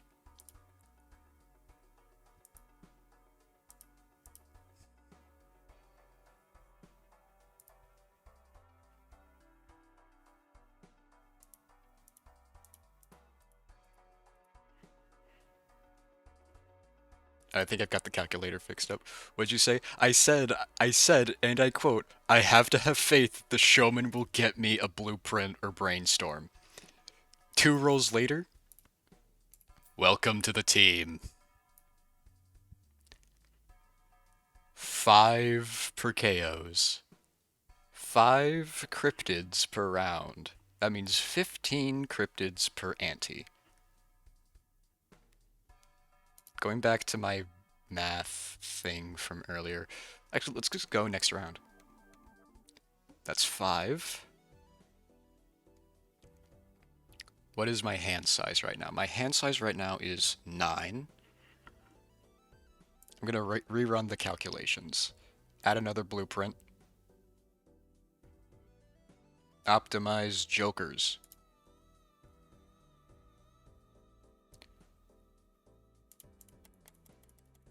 Reduce the amount of this to 9 because that is our current hand size. Enable the calculator screen.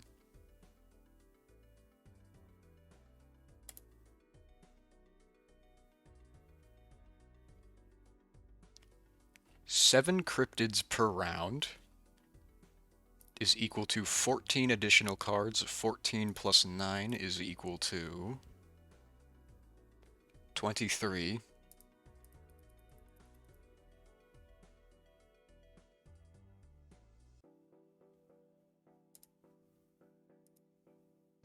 Uh-oh.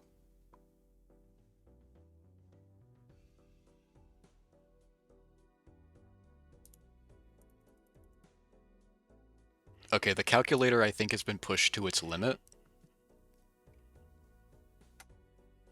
But also, I'm pretty sure that's just Safari sucks. So I'm going to open it on my phone, and you're going to have to trust me.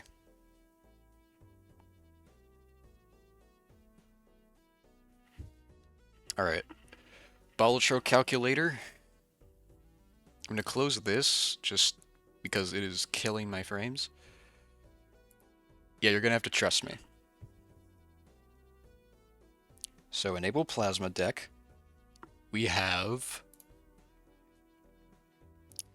This is important to note. We have 3 brainstorms and 1 blueprint.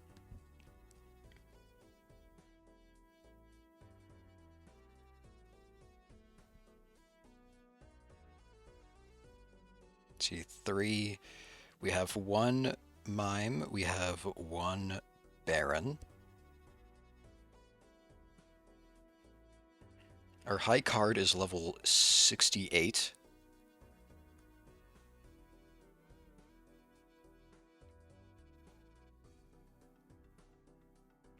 Our base hand size is 9.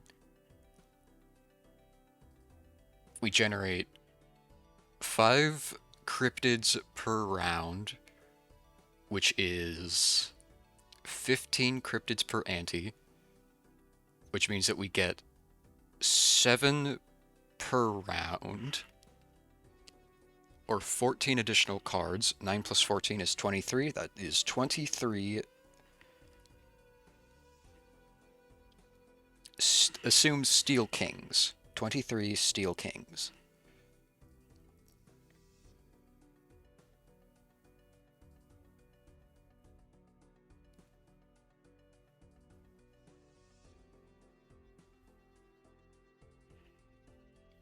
Optimize the jokers.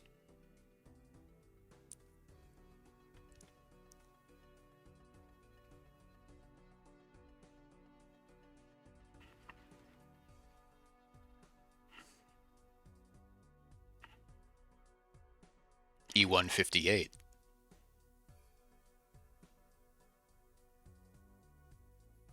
Hang on.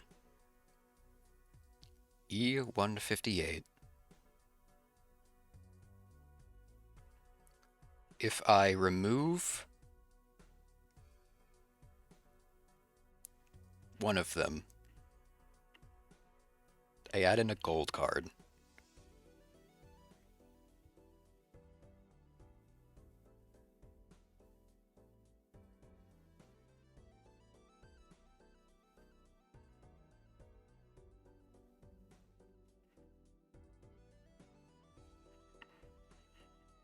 That's 156. If we add, if we remove another king, we add a gold one.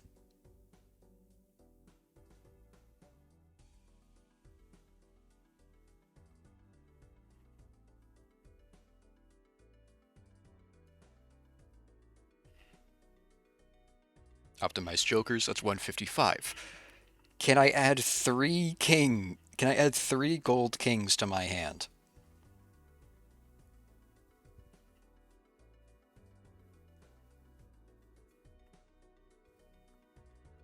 Move it down, move that up.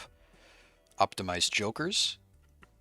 E153. Let's start with 3 gold cards. Going back to the Grammy conversation, I think Sabrina Carpenter won something. It was Balatros. Right. After my calculations, we're good for a while.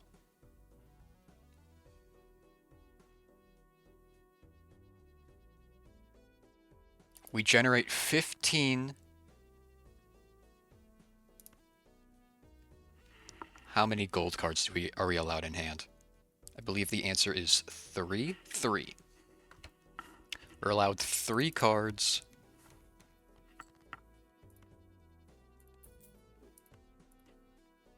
3 gold cards per hand.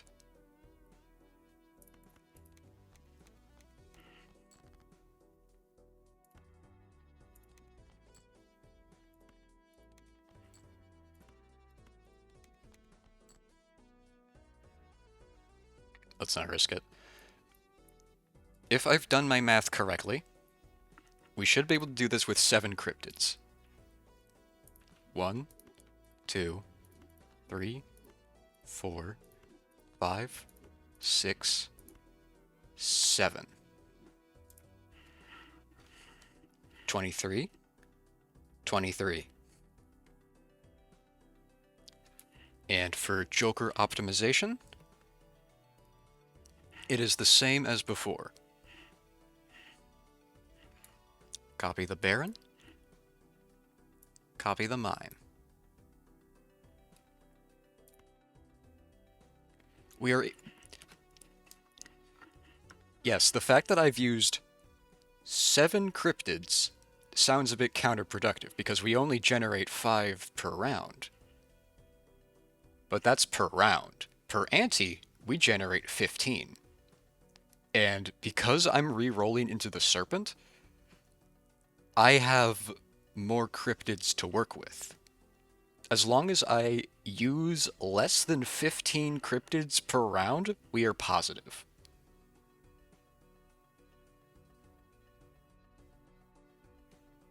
At least we should be.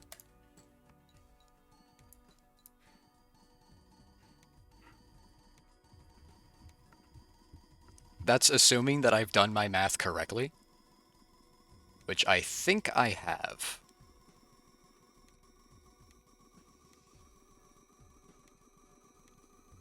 If I have, I feel like, gonna be completely honest, I feel like this is more than enough cryptids to get to the end of the game.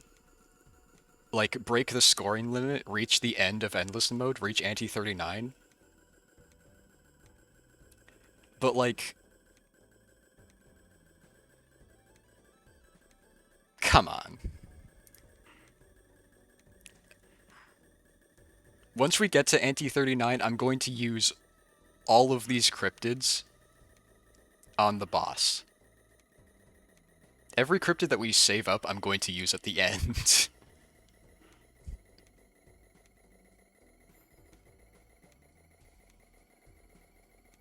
That is a lot of cryptids, yeah. 166 cryptids. 155.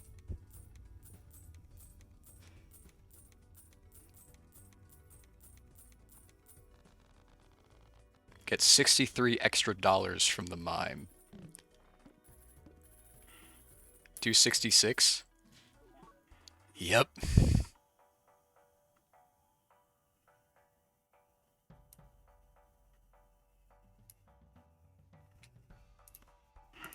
Let's check here for a negative. Wait. Okay.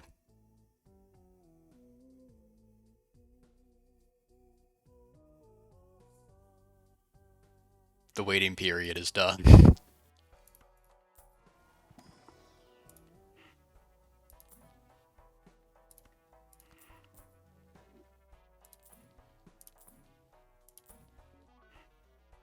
Sorry, I spaced out for a second. Damn.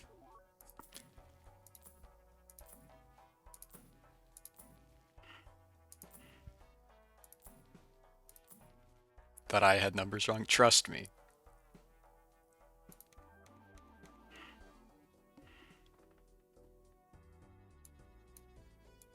I know what I'm doing. Trust. I'm a doctor in all but degree.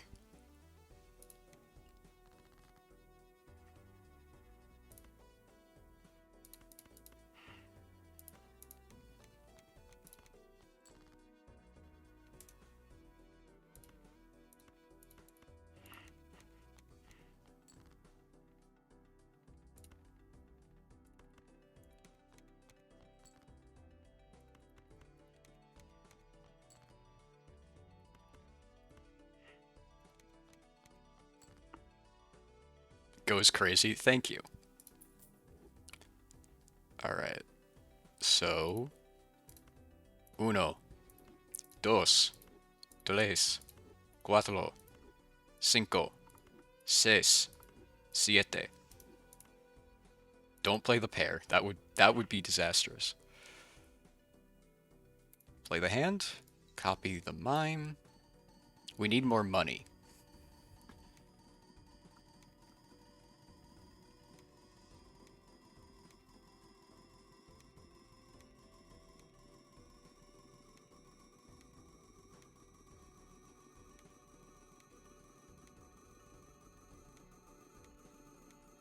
Let's see. I feel like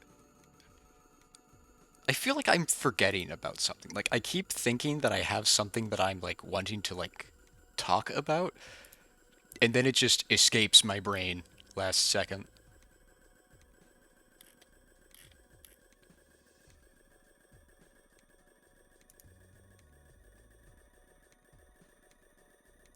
Just trace and my brain immediately went to 1, 2, 3. Miku Miku Bean. Why am I not surprised?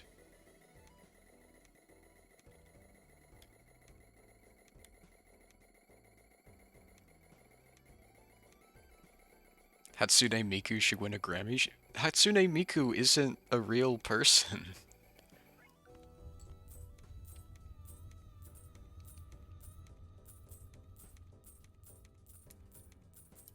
Hatsune Miku doesn't exist. My therapist told me so.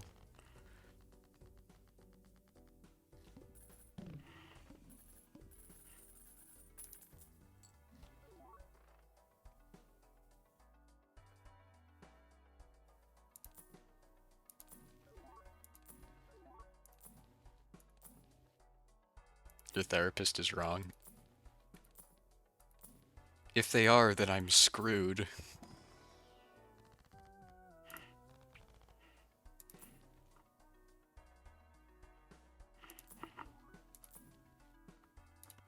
Oh no, Joy's going insane in chat. Oh no.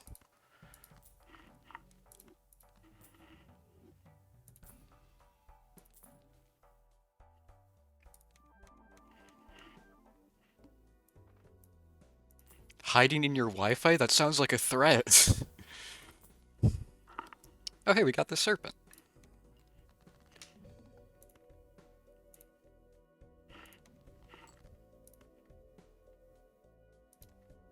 I think my last card was...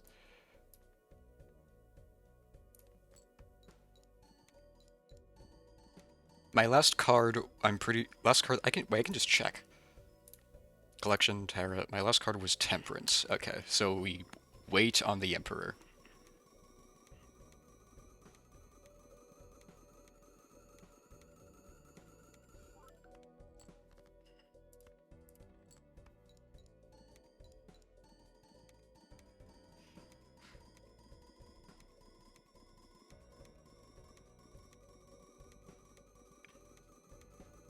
I feel like this is going to be my longest stream. Somehow.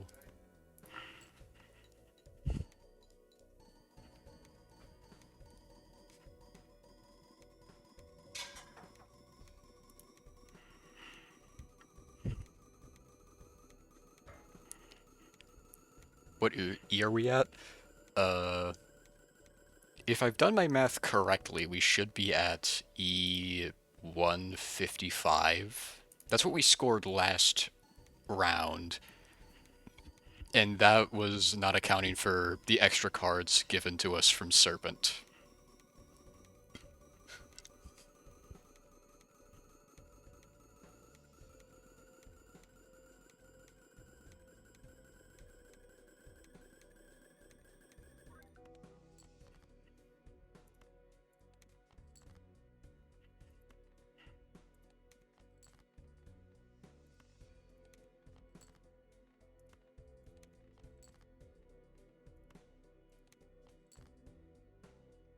Alright. 29.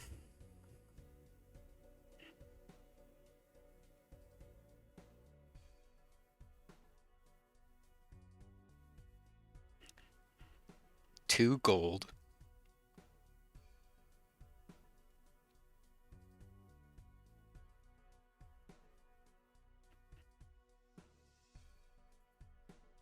Calculate.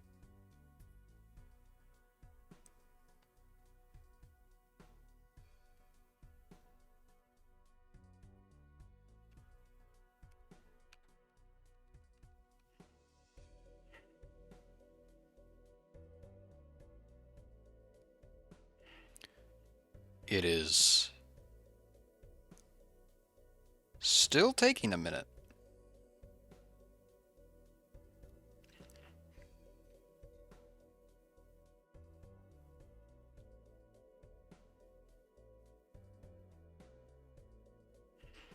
You know what, we're gonna have to just put faith into this. With 23 cards, we were able to score 155, so this should be enough. I might as well use the Emperor while I'm here. Strength and Lovers. It's an extra $1. I almost forgot to copy these. That would have been painful. This game is so visually appealing, yet also so chaotic. It's very interesting. It is very interesting. You know what else is interesting? The fact that this game is available on like every device known to known like under the sun. Like I'm pretty sure it's on PlayStation and Xbox. It's on Switch. It's on PC, obviously. It's on phone. You can play Balatro on your phone right now.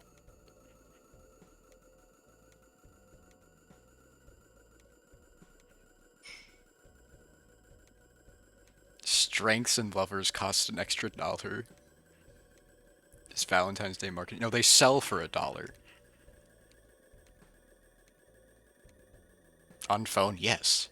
You can play Balatro right now on your phone.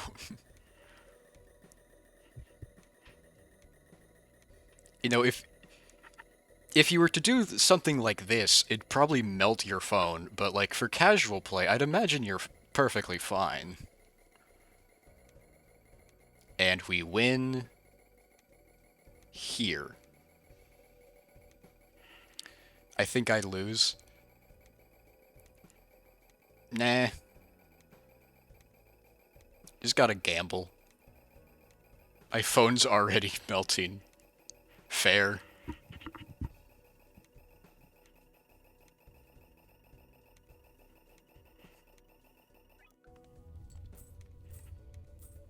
E198.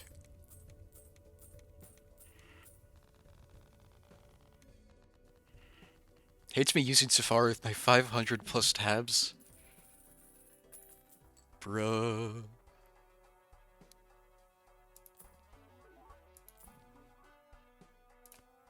fool for an emperor, emperor for a justice and a judgment, which we can sell for $1 each.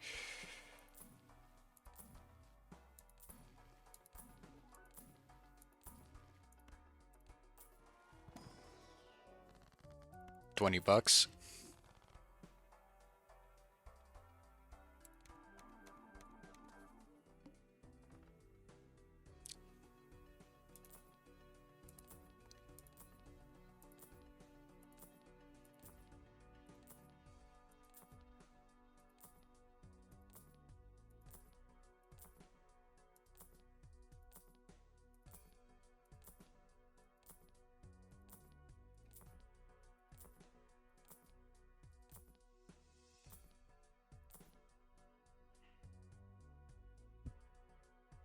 Let me double check my calculations.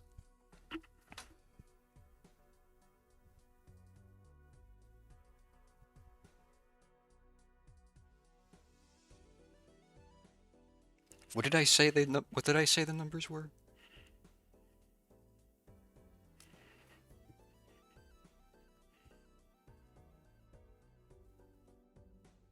Let's see, 9. Assume we use 14. Assume we use 7 cryptids per round.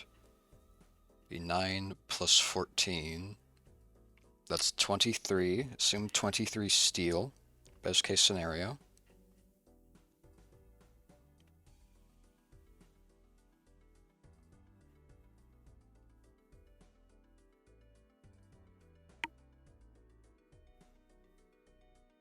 Optimize the jokers. E158. So yes, we do need to continue with this.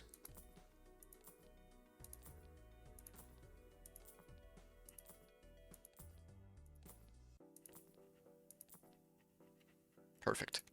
Give me a temperance. Beans.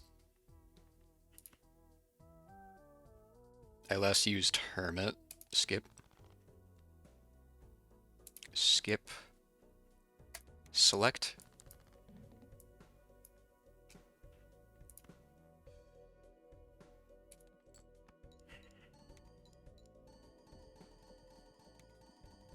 Ooh, only 711. Yeah, we are running a bit dry. I have confidence that we will be able to survive long enough.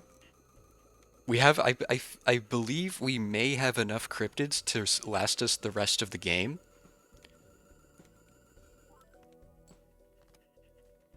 But just to be safe.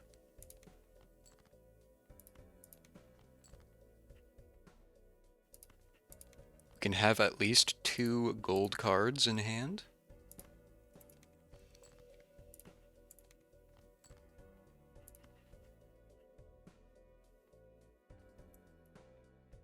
Copy per KO, just so this takes less time.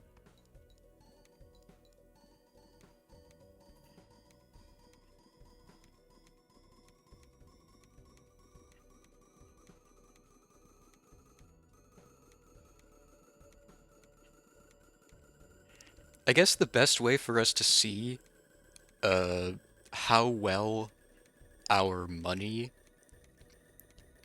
how well our cryptid stash is going to get us through is next ante. Because next ante is ante 32, and ante 32 is an interval of 8. It is the last one that we have to deal with until we reach until we can just gun directly for the end.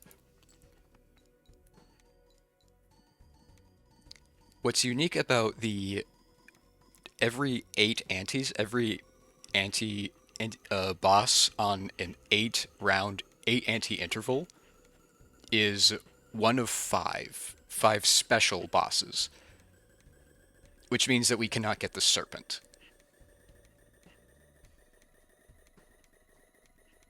Which means we need to use a lot of cryptids. I don't know how many, although I suppose I could use this as a gauge.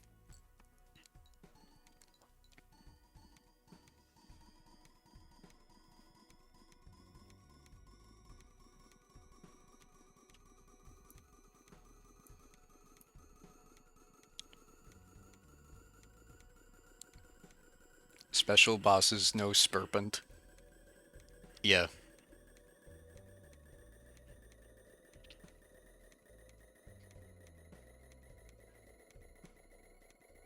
I'm so tired.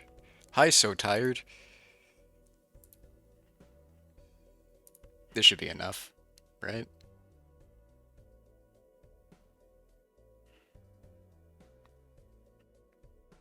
Okay, remember the number 29. This should win.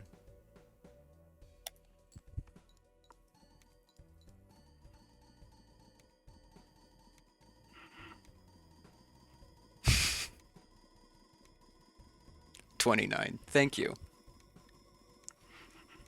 That is 29 cards, 3 of which are gold. It seems important to note, so 3G.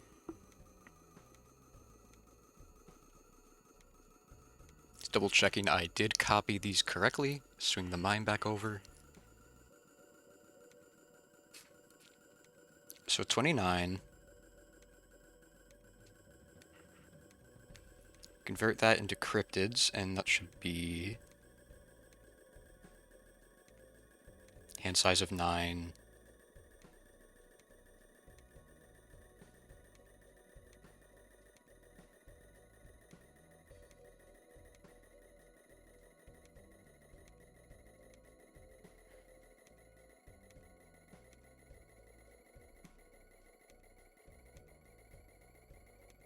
Is that like 9 cryptids? I think it's 9. If it's not, I can just use more.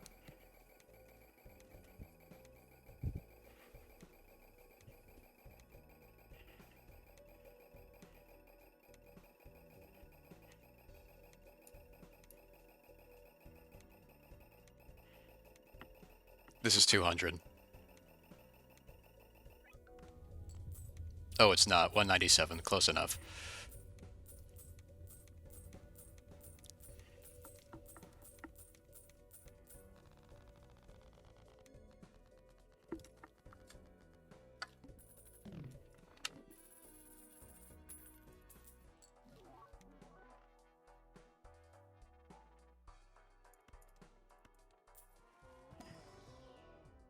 We're only really re-rolling for money, so I could take Tarot Tycoon to hopefully get more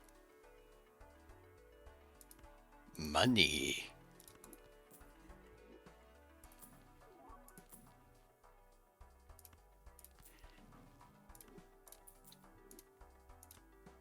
Look at all this money.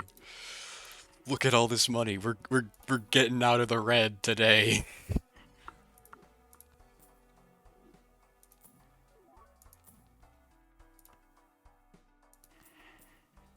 How long have you been streaming? Uh, like doing streams? I've been doing them for like since like mid-October. Every Saturday, except for the New Year's stream, but that's a special case. For this stream specifically, I've been streaming for 2.5 hours, roughly.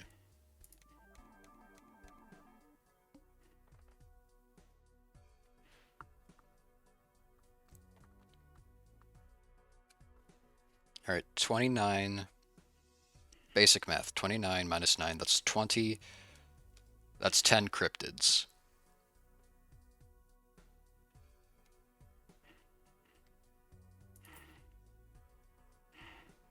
Impressive, thank you.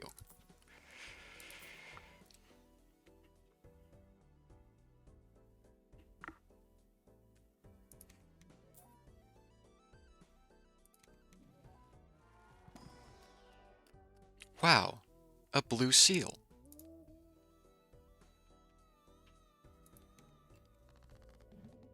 I want everything to be on point.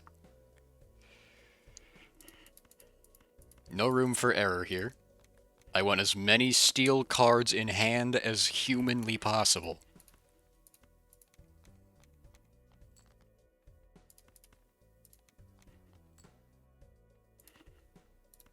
If I've done my math correctly, 1, 2, 3, 4, 5, 6, 7, 8,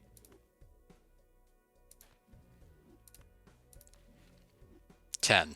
10 cryptids. Copy the Baron, copy the Mime, play the hand, and see if I've done this correctly.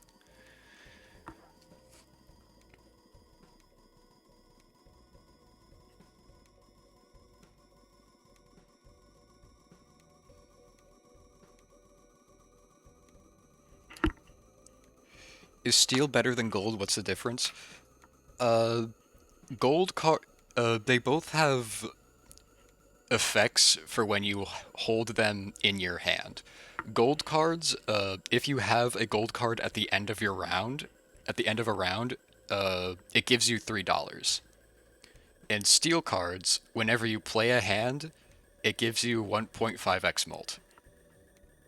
Basically, gold card is for money, steel card is for points.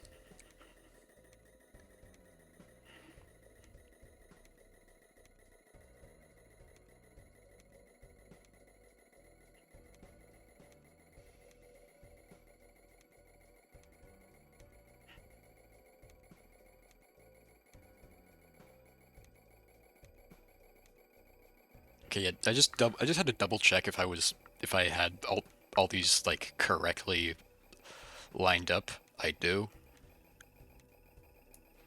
Just swing you over there, swing you over there.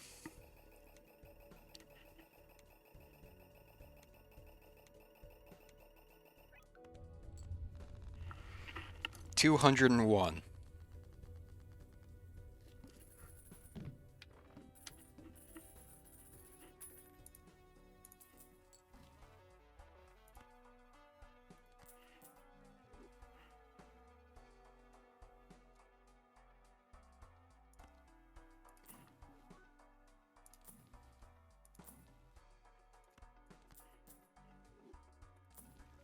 Look at all this money.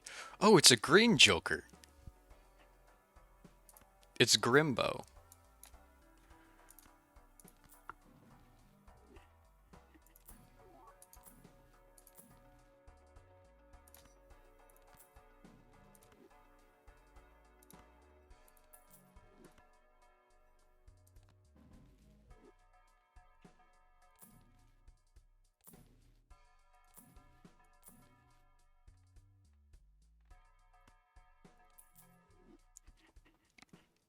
It looks purple. Shh. Don't tell anyone.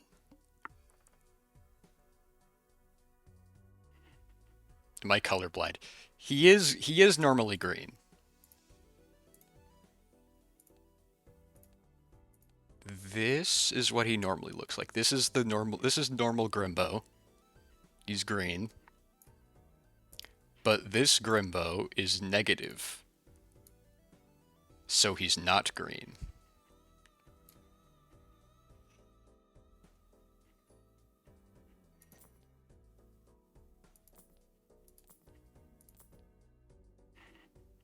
Why is he purple guy? Don't tell anyone.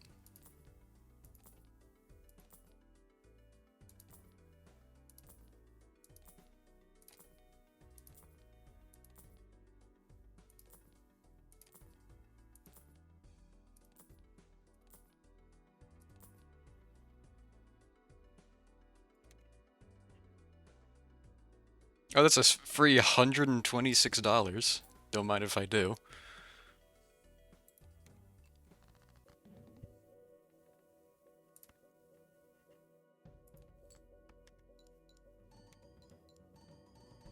Grimbo is never going to get, like, any points ever. Money. I love money. Oh, the game did not like that card specifically.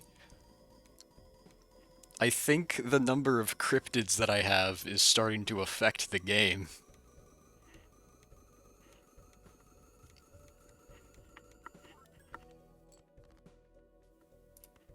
I've done the math. Hand size 29, or no, 29 cards in hand is 197. That is with 3 gold cards, which means we can have at least 3. But we want the rest of them to be steel. If not, I can use a cryptid.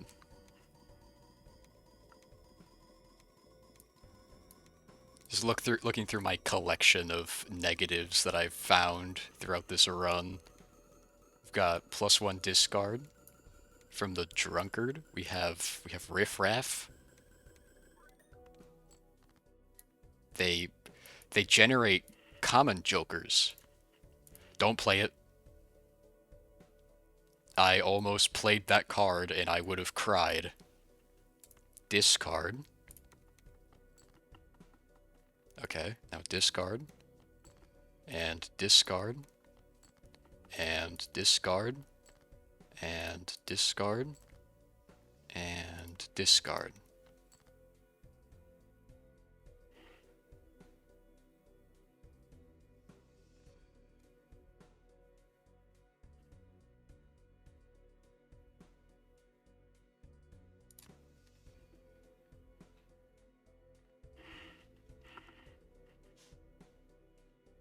Play it.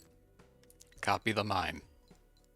So we can get 21 extra dollars.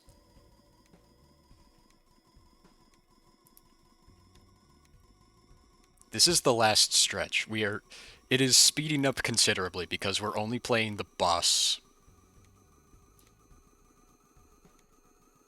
We're pretty much only playing the boss rounds. We're almost at the end of the game.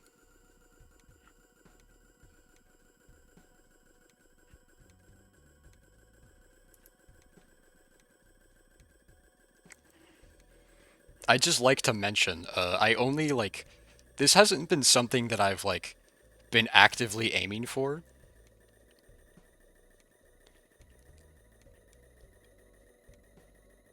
Or to be more accurate, it hasn't been something I've been actively aiming for until, 2 to 3 days ago, when I started to actively do runs. And of the runs that got off the ground, the first one, pretty good luck overall. I died to ante 25 because I did not have cryptids, because I did not have Perkeo. Second run that got off the ground, it died immediately at ante 11 because I ran into the one boss that debuffs face cards and I didn't have the reroll voucher.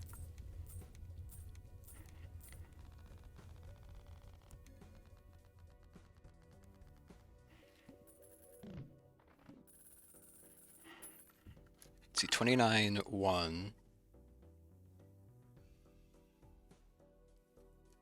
200. We're gonna have to start. Gotta go. Very sleepy.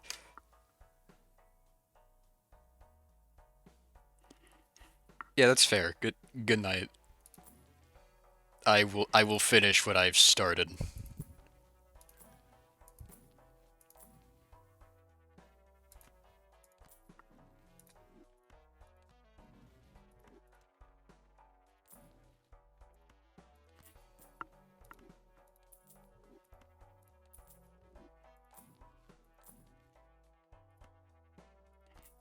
Good luck. Thank you.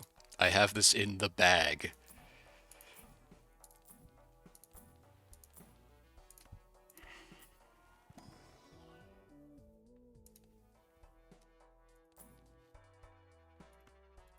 Use the Emperor. Don't want death. Don't want the Hung Man. I want the Temperance. I'm tempted to just take the Planet Merchant just because, why else? I'm not going to take the Petroglyph because that's 1 less discard, and 1 less discard means I have less points, and also I kind of just want to get this over with. 2.5 hours. I don't need all the vouchers in one run. No one does.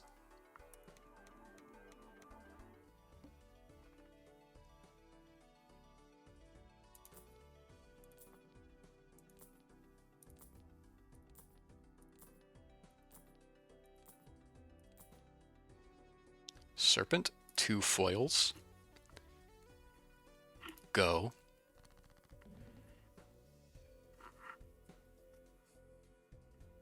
Now we have to start using cryptids.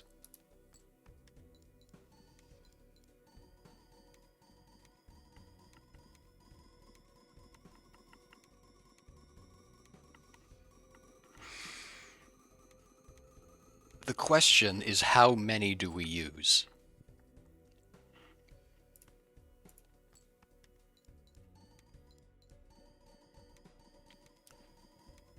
To answer that question, I am going to use 3 cryptids.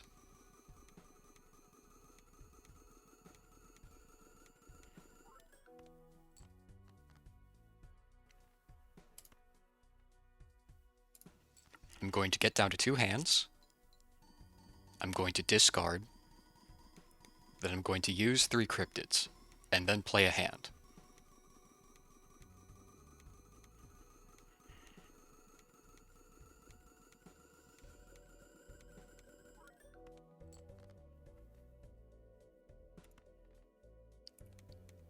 Discard. Discard. Discard. Discard. Discard. Discard. That's 27. 1, 2, 3.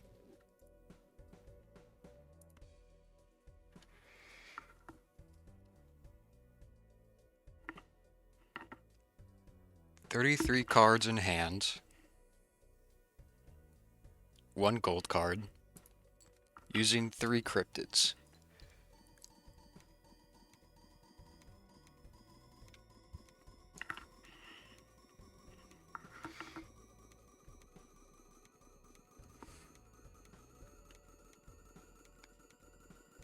Wait.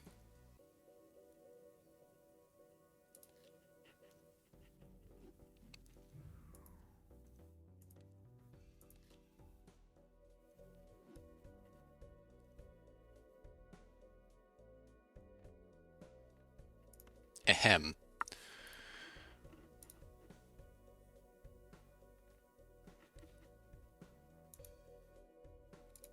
Why is my mouse is flying all over the place? Jesus Christ. 1, 2, 3. Copy the Baron. Copy the Mime. Play the gold card.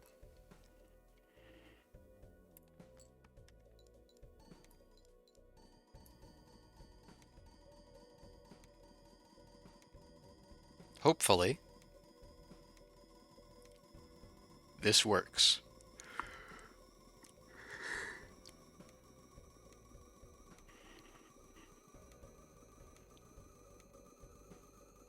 Because if this works, then that means that I can use 2 cryptids per serpent.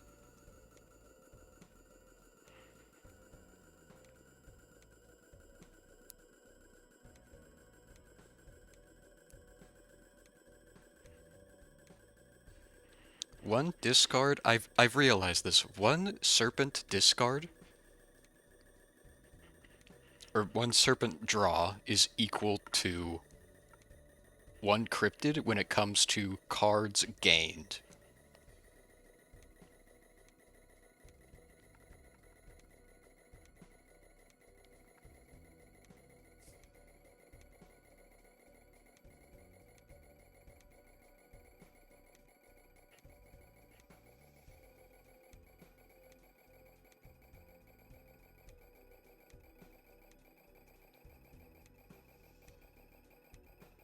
I have 5 hands, 6 discards. I used 4. Be 10, which means that if I somehow don't roll into the serpent, I would have to use 12? That's with all steel.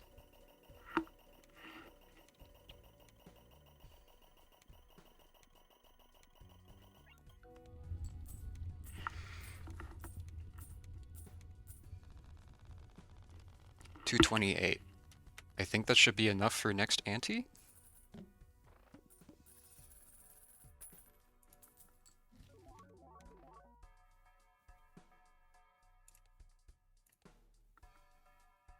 Uh-oh. We're starting to bleed.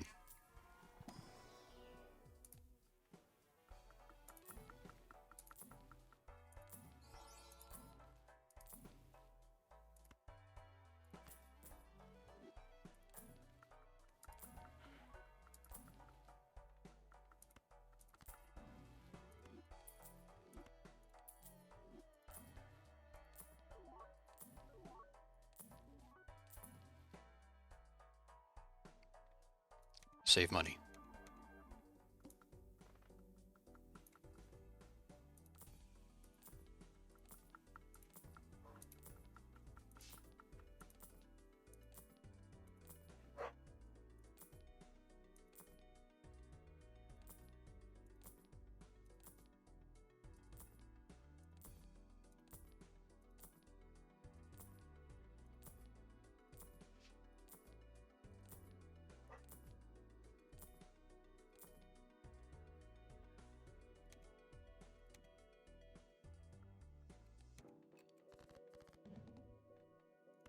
Oh hey, Purple Seal. It's been a while since I've seen you.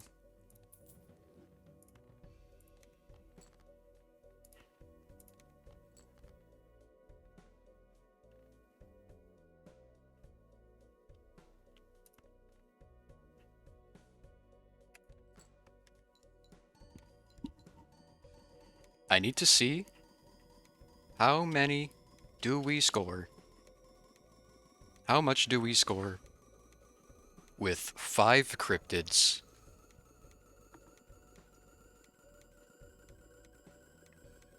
Hang on.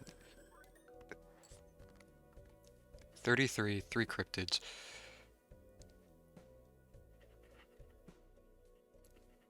It's the same. Hang on, let me just look at my numbers again. 29, 1. It's a difference of 4 cards, difference of 2 cryptids between 200 and 228. That means that 1 cryptid is equal to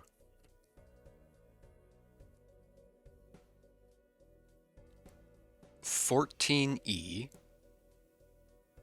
which means that 1 king. No, 1 cryptid is equal to 14E.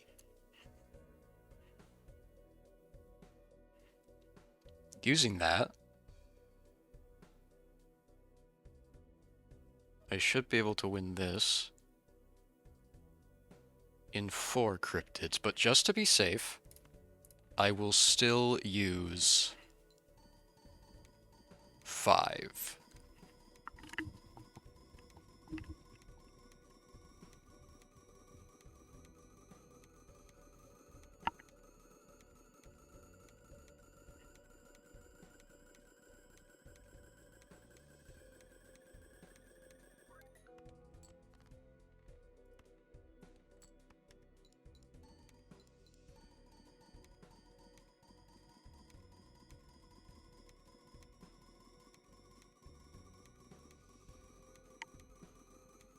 This should be easy sailing, right? You know, you have 181 cryptids. There is no way that you lose. You can overshoot, you can undershoot, whatever. You're fine. And yeah, that's true, but I'm not confident how true that is. I want to preserve as many cryptids as possible. I don't really know why anymore. Like, I could definitely just play the normal rounds. You know, just use the cryptids. Because I have 181.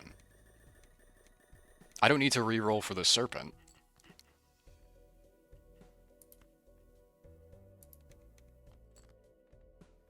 But I do.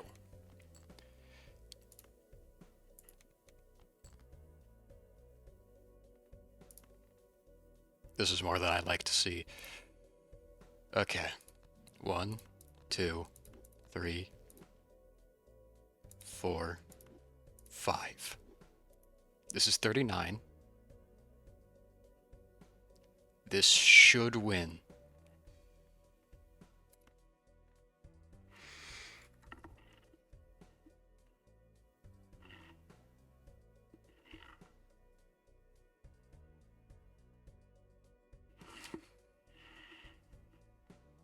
Copy the Baron. Copy the Mime. Ship it.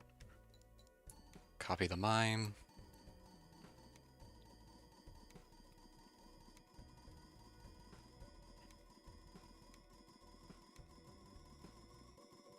I've used 5 cryptids.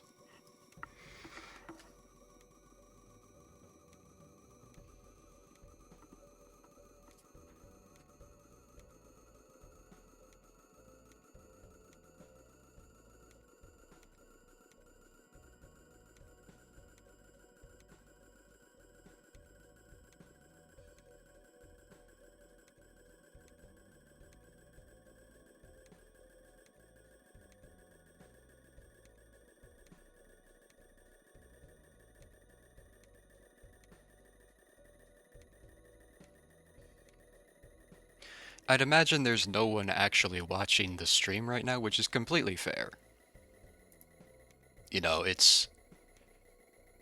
Never mind, there is. This isn't exactly the most interesting gameplay. It's very hard to deny that. This isn't exactly, you know, prime entertainment, but...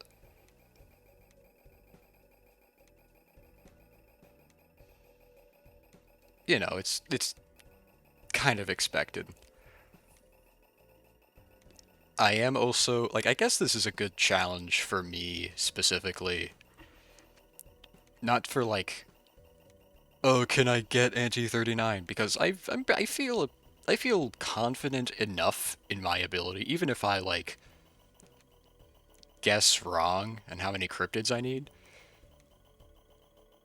I'm very heavily in favor of going over than under. You know, measure twice, cut once. Better to cut something, you know, too large and have to trim it down. 266. Than it is to, you know, cut it too short and try again. Or, like, have to restart.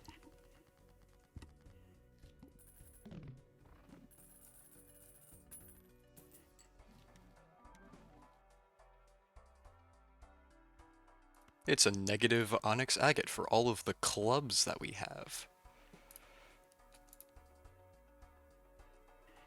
249, 266, we're good.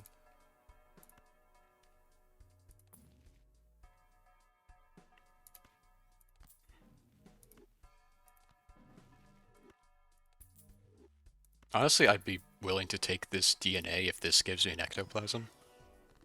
Which it didn't. So no DNA.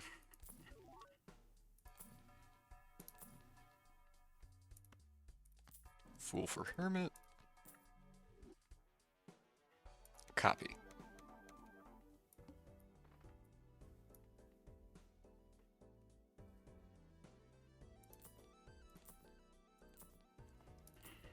What was I saying?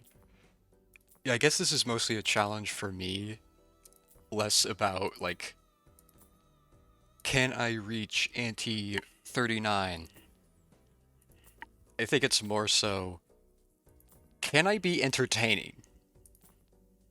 Like, can I be a good streamer? Can I be interactive? Can I capture someone's attention long enough to complete ante 39? Or not complete ante 39, but get to 39. You know what I mean.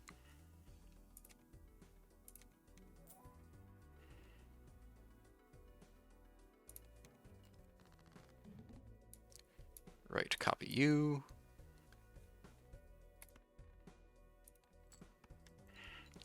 Because, like, in Most of the games that I've streamed, like that hasn't been much of an issue. Like having to rely on myself this much,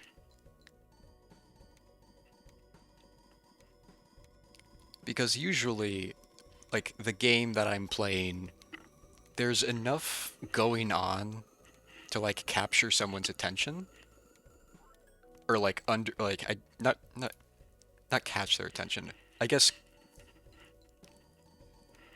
I guess that is the word that is the right term. Just make the lack of commentary understandable because like usually if I'm not saying anything or if I'm just like no yeah, I talk to myself like all the time when I'm playing games. Like not even like just on stream. I do it like whenever just because it's just a habit that's I've developed. I don't know how. I just developed it.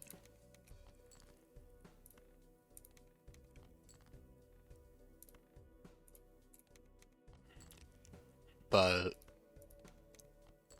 like for this, like when I do talk to myself, I do know that it's not the most like entertaining.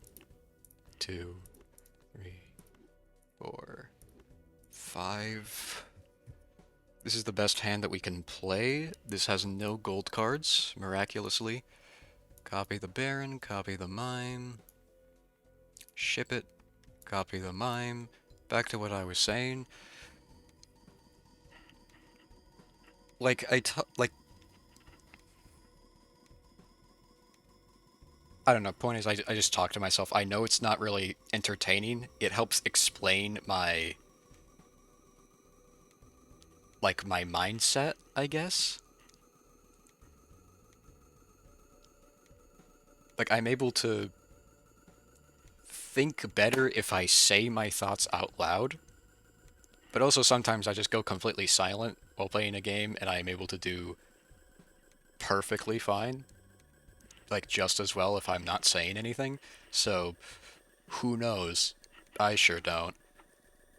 But point is there's generally like something on screen, like in the gameplay, something that is happening that would warrant me to not say anything. You know, like oh, of course, like obviously the streamer isn't saying anything because they're trying to beat a difficult boss. They have to lock in. No, but in this case, I mean, it really isn't there. That like urgency, that like yes, I can understand why he's so quiet because he's focusing on something. There isn't really that here.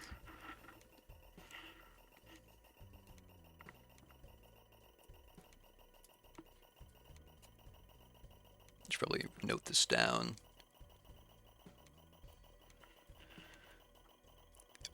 Like I've pretty much already won.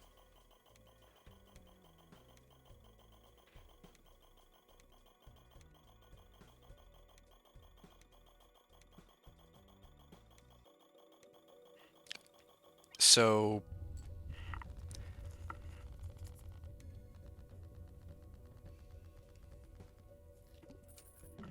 like it's this like it's like this I mean golden is like, you know, good.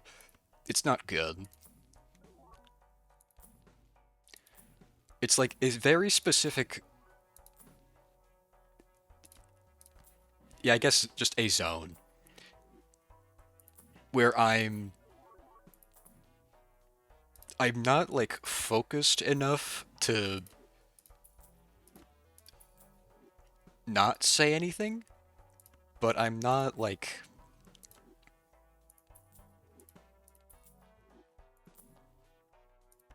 I don't know. I've I'm trying to say I know that I've won, and I don't know how to react,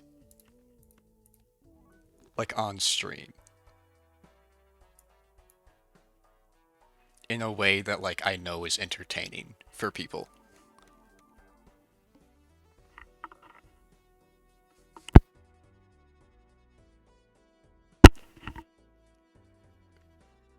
Hang on, testing, testing. We're good? We're good. Okay. Sorry, I pulled out my fucking headset cord on accident. Juggle tag's good.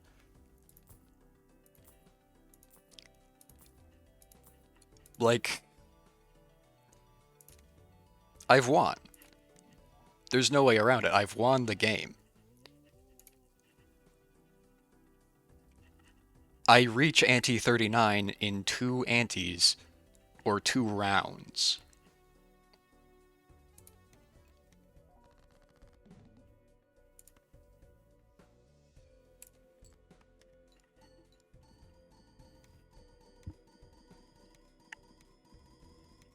But the thing is, it's going to take me forever to get to those rounds. Because the rounds are the way that they are. It takes forever to score everything.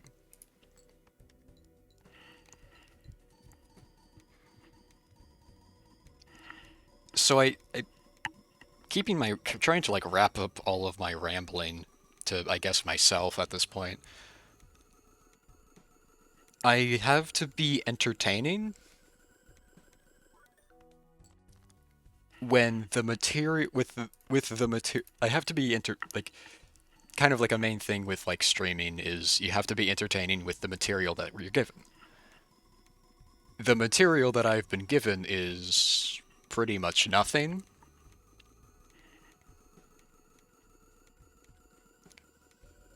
Like I could just like tell stories, but I don't know how to like lead into those stories in like a way that like feels natural, and I just don't enjoy being like, hey, like just like in the middle of like a game or just like out of the blue being like, hey, did you guys know that this happened to me? I need like a jumping off point, I guess I could say.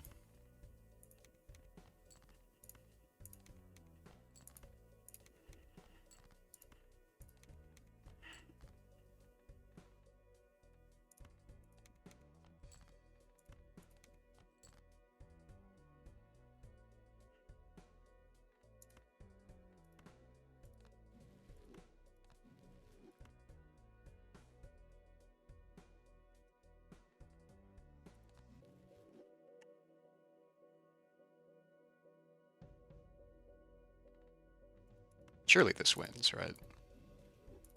Spend a little bit more cryptids to just get our money up. I have to work with nothing when I'm most of like my main like the way that I normally talk about stuff or just be entertaining is if I have a jumping off point. I don't have that jumping off point, so I'm just kind of flailing around in the void.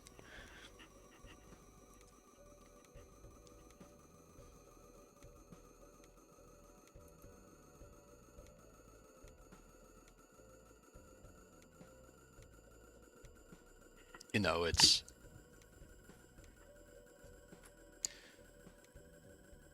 I mean I'm like 90% sure that me just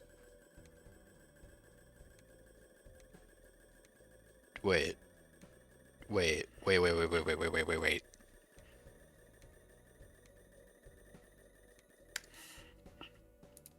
End the hand.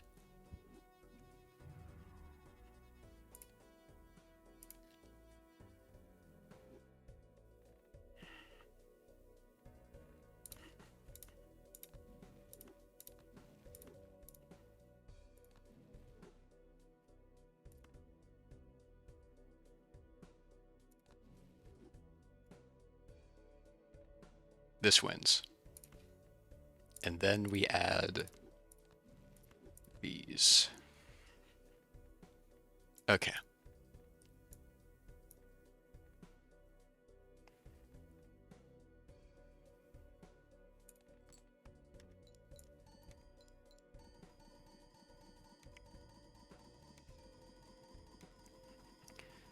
Not sure why I did that, gonna be honest.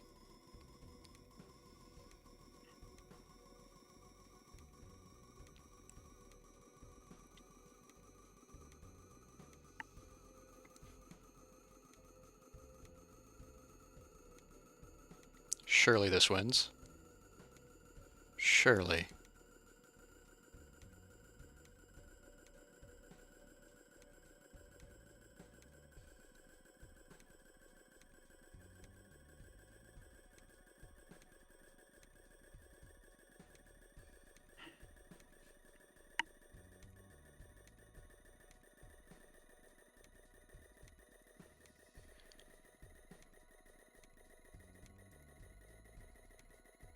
What am I?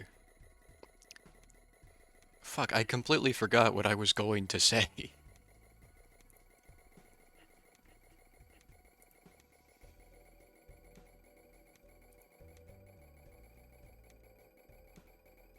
Uh, that completely killed my train of thought.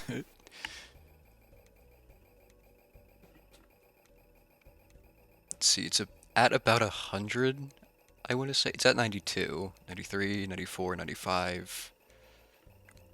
So we pass 100, past 200 here.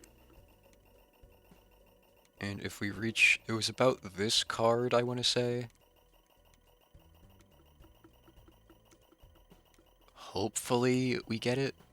This is 230, 240.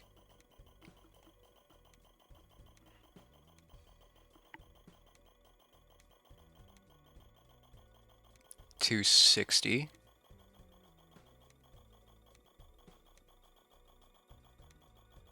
Right?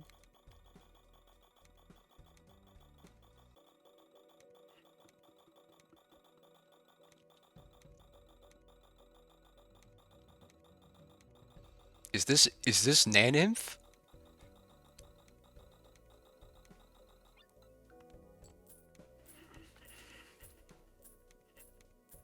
It's been done. Screenshot for later. Holy shit. Naninth has been achieved by complete accident.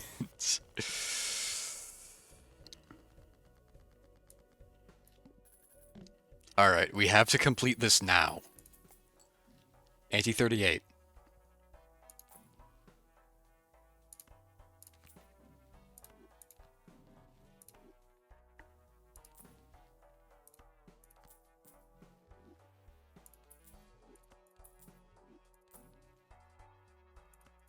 Temperance.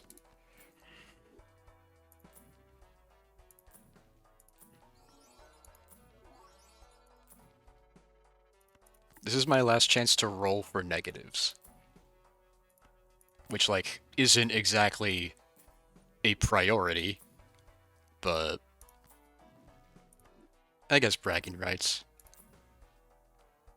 I'll probably be able to make it to Ante 39 again.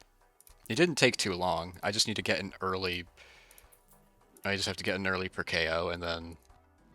Really just per KO at all. If I get my hands on a per KO, then I win, pretty much. At least if I... If I don't die before I get my hands on the per KO, or the per KO is able to stick around long enough to make a difference, then yes, I win pretty, like, immediately.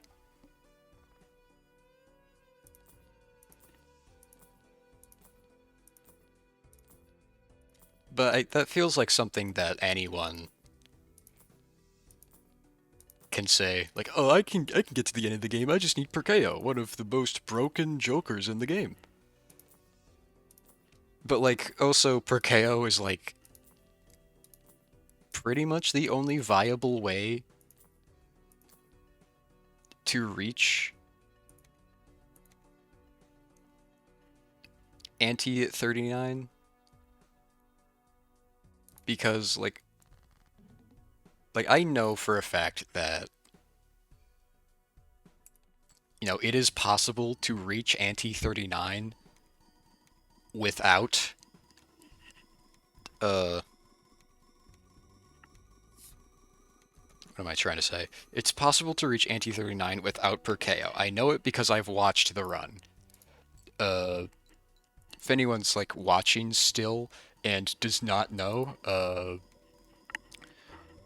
YouTuber that I really enjoy watching is Dr. Spectred or Balatro University. Kind of like I've noticed that he's kind of like been the source of some of my more recent mannerisms. I'll say shit like like a bummer. Like I've been saying throughout this run, ship it, hung man, just stuff like that. Like he's just kind of influenced my speech patterns, which is very, very sad to admit. But he is also pretty sure one of the best Balatro players overall. And back in like December, I'm pretty sure, November, December, around then, he was able to complete a run, reaching ante 39 without per KO. It was incredibly tight.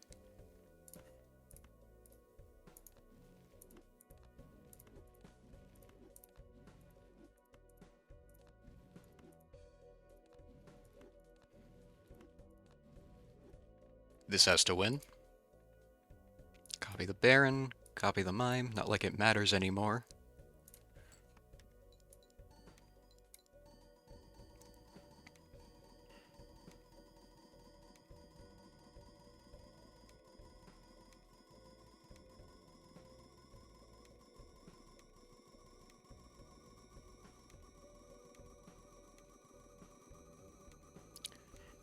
Right.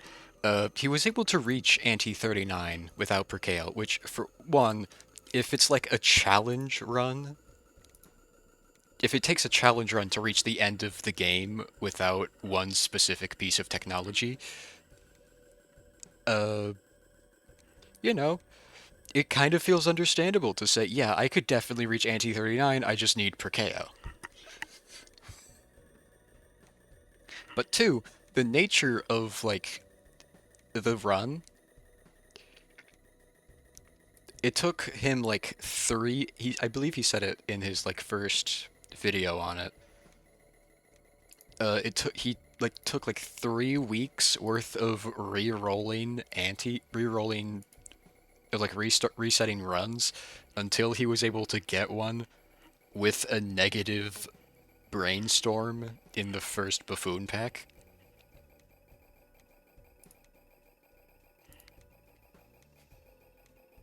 And even in like negative brainstorm aside, he was able to get like a bunch of stuff done. Like a bunch of like incredibly lucky stuff, very, very good plays.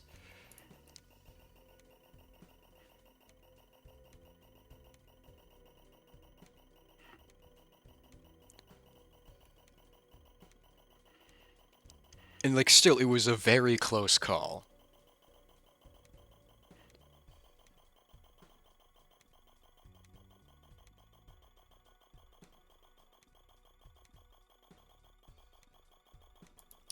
Basically what I'm trying to say is I'm definitely it is understandable for me to I'm just trying to justify like dude trust I could like my whole like dude trust I could make it to ante 39 I just need per KO. I'm just justifying that because I'm a bitch.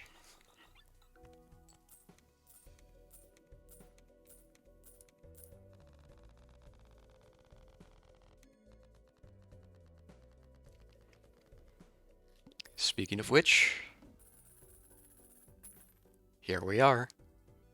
Ante 39. We're going out with a bang. Check the Arcana pack for Ectoplasm. Nope. Bummer.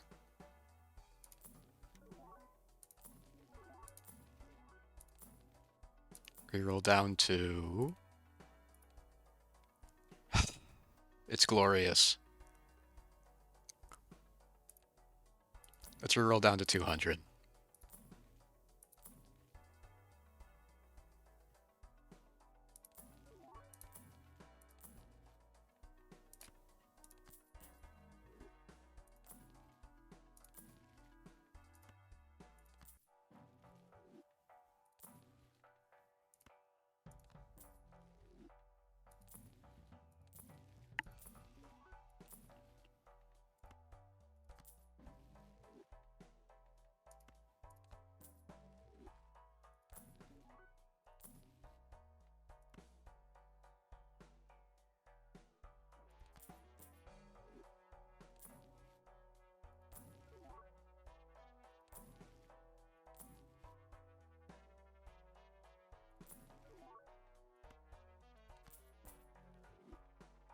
Go next.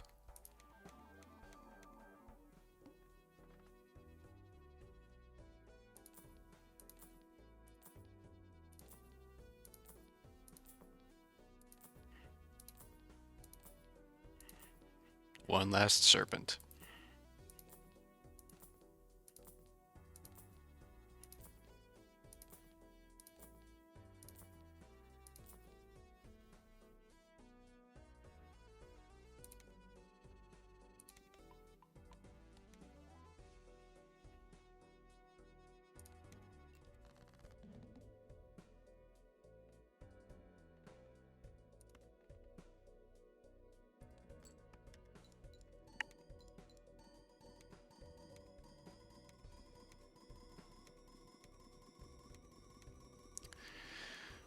Like I said earlier, we're going out with a bang.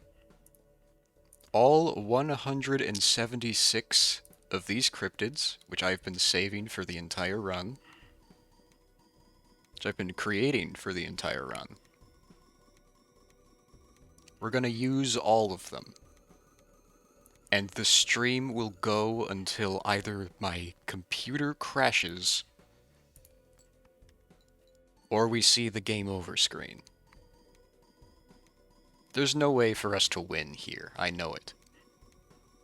I've seen it. You can't score any amount of not a number. Even Mr. Bones, the Joker that is meant to help you just slip by around, if you can just get within 25% of the scoring requirements, you can't get 25% of infinity.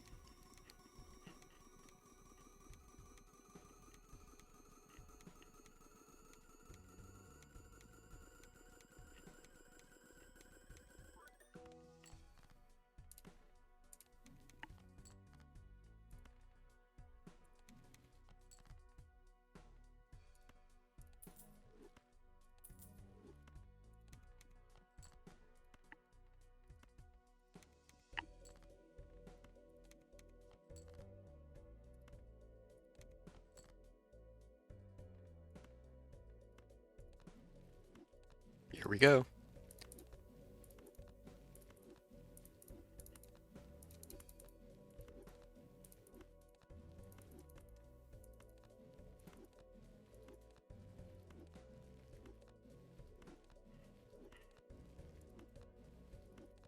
This is going to take a while.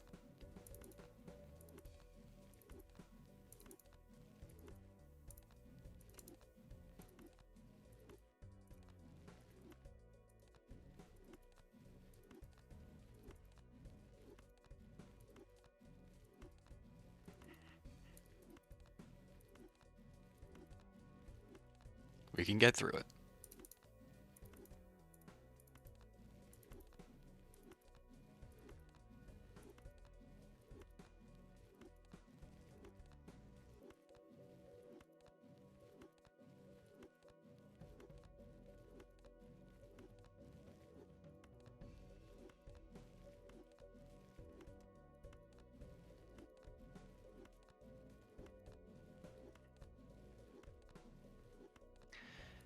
I understand that this is a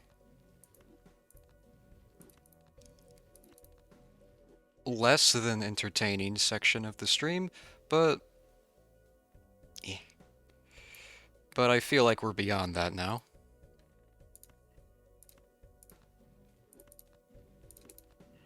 You know, if anyone is even still watching, or if they're, watching the VOD, then and like they're seeing this part, then it's likely that they've sat through the entire thing. Of course, if someone like just pops in like from Twitch, like oh hey, what's going on here? And I'm talking about this, it's gonna make like absolutely no sense, but I don't really care.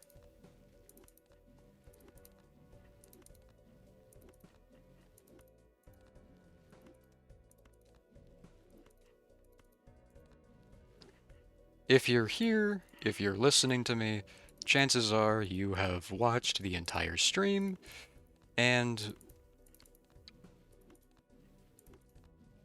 you've been through more than enough tediousness. This isn't anything new.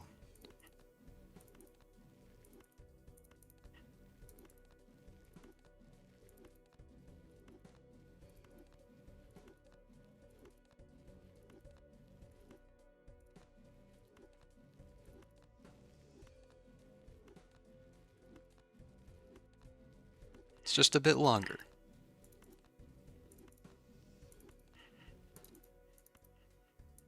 500 cards.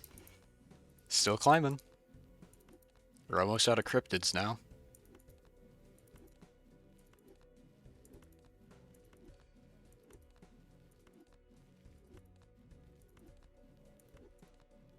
I feel like if I were to put this into the balatro calculator, before it would crash, which it hasn't been really functioning for me past 23 kings in hand, so 300 and what is this? 381 kings? Definitely a bit much.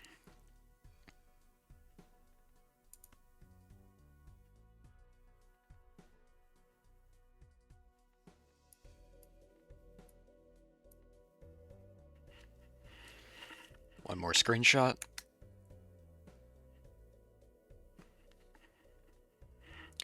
I'd like to emphasize one more time, whoever's watching, whoever's listening, thank you for tuning in. You've been a great crowd. It's time for the longest hand of your life. We're gonna be here a while. You might as well buckle in. The stream has been going for 3 hours. 3 hours, 16 minutes, and 20 seconds. I'm writing that down for later.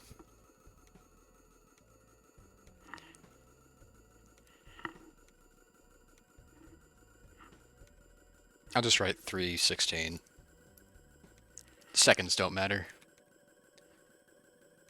It's gonna take us a while to get through, so I guess this is the challenge. Figure out how to be entertaining for, let's see,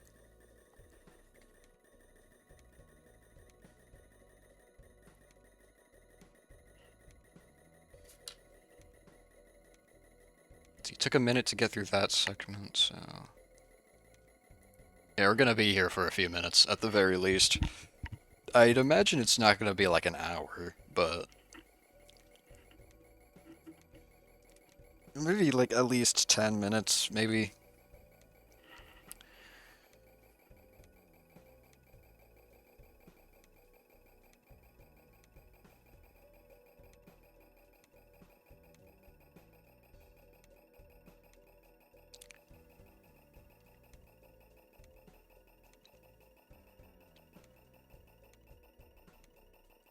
I suppose I could probably talk about just I guess my thoughts on streaming couldn't hurt. Uh, no, I've been doing this for not too long. Like I've been streaming only like once a week since like October. There was a period in like November, I want to say, where I didn't stream, but that was for personal reasons, not exactly because I was burnt out already.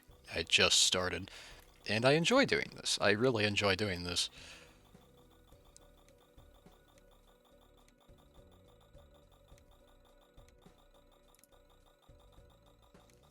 Like this is the kind of thing that I want to do. Like if given the opportunity, I would have this as my job. Like no doubt about it. But, I it's pretty likely that that's not going to be the case, and that's fine. I obviously want it to be, but it is what it is. I want to stream more frequently. I want to I know that to get big on the internet, on streaming, especially on Twitch, you just have to get lucky.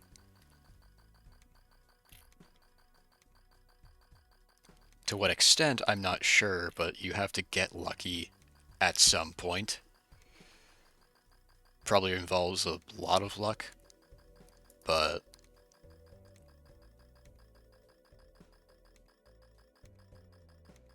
actually, no, I know it involves a lot of luck.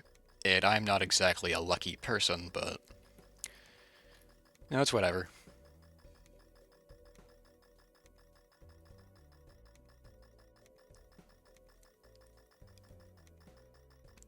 I will say, I guess this is like the closest thing to a dream, like a quote unquote dream job that I could have. Like I haven't really, like throughout my life, I haven't really had many dreams. Like dreams as in like, like what do you want to be when you grow up? Like what do you want to do with your life? Like what would you want to do with your life? I haven't really had like that kind of dream. I've always just kind of been content with what I've had, what I've been given. Like I don't really like oh, what's your dream house? I don't really have like a response to that, or like your dream job, like aside that's a bad example. Like for like, oh, what do you think is like best case scenario if everything went the way you wanted and we just hit E right here? Anyways, what was I saying? I don't really like plan for the no, that just sounds a bit stupid. I obviously plan for the future. Everyone does to some capacity. But like I don't really plan for best case scenario. I don't really think that far ahead. I don't like I'm a pessimistic person, basically. If you could I guess you could sum it up like that. And I don't know, something about like streaming just feels right to me.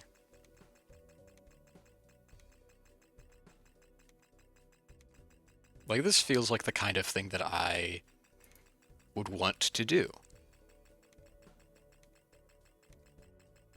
Like best case scenario, if everything went my way, this is what I'd want to do. Would it be the most profitable? Probably not. Would I care? No.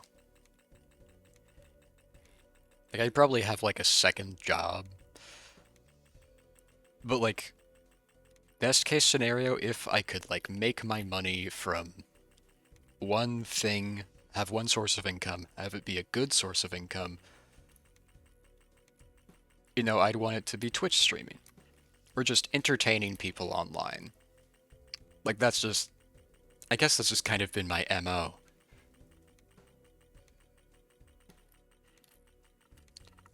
Like for most of my life, like I just kind of been entertaining.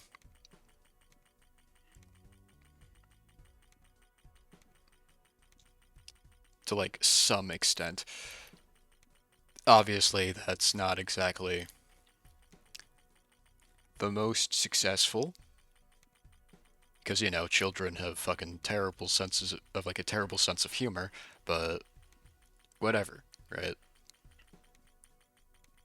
What I don't even know what I'm saying anymore. It is I'm probably just saying words. Like I'm going to watch. I'm probably not going to watch the VOD over. Are you kidding me? But I'd imagine like if someone is like still watching or listening, they're probably just gonna be like, what the fuck is he saying? Like he's just rambling to himself. Which like is true, but like incomprehensible rambling. And I guess in that case they'd just continue if they were to continue to watch, I'd say it'd just be out of morbid curiosity. Like, what is he doing? Why is he doing this? Why is he the way he is?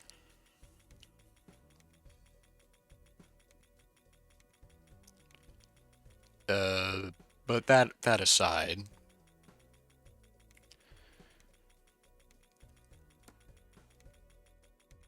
fuck that aside, what do I want to say? So we've gotten, I want to say a third of the way through the cards in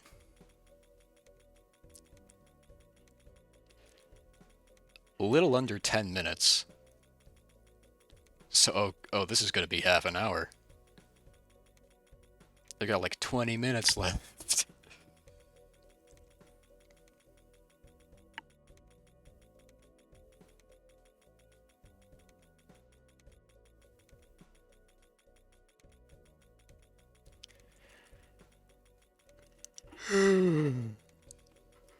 No, sorry.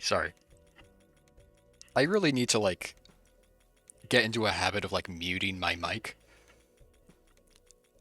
The issue before was just, oh, I don't have a keybind to mute my mic because it's just like a headset microphone. It's not like an actual physical microphone, which is partially why it sounds like shit. But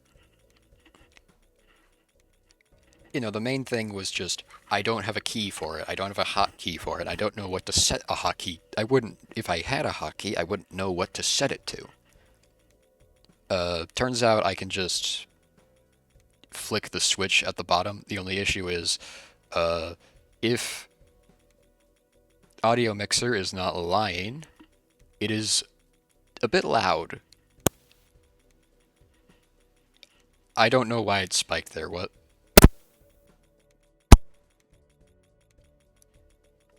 Yeah, I just clicked it on and off right then. So I'm sorry if I just like woke someone up. But whatever.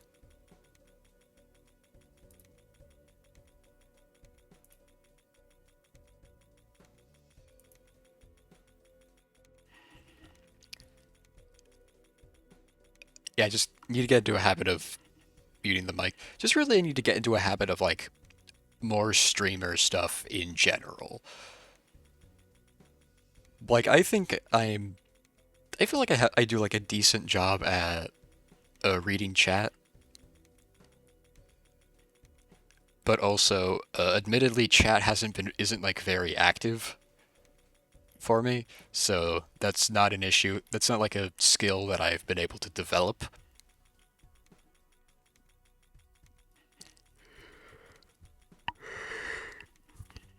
God damn it, I was just talking about I need to mute the mic whenever I like cough or yawn. Like, God, I really need to get into a habit of doing that.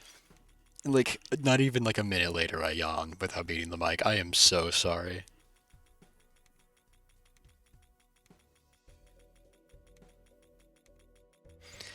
Yeah, like most of the streamer stuff that I really need to like get good at, I feel like I'm just going to get I get like it's just like skills that I'm going to develop over time. Like as I don't like take it as like a guarantee. It's like if my audience like grows, I'd imagine it's not going to be like one massive spike. It's probably just going to be like a gradual like increase over time.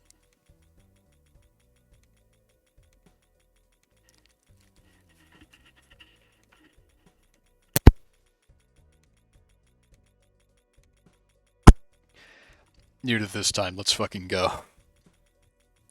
I'm learning. I'm so sorry about the clicks. I can. Okay, because literally nothing is going on, in the game, I can just move over to OBS and manually mute the mic slash aux thing, so there isn't like an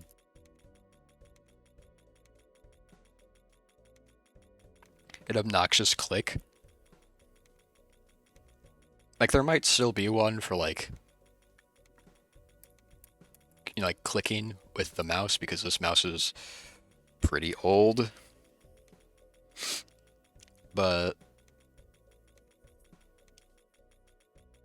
aside from that, it's noiseless compared to the Switch, I guess, on the headset.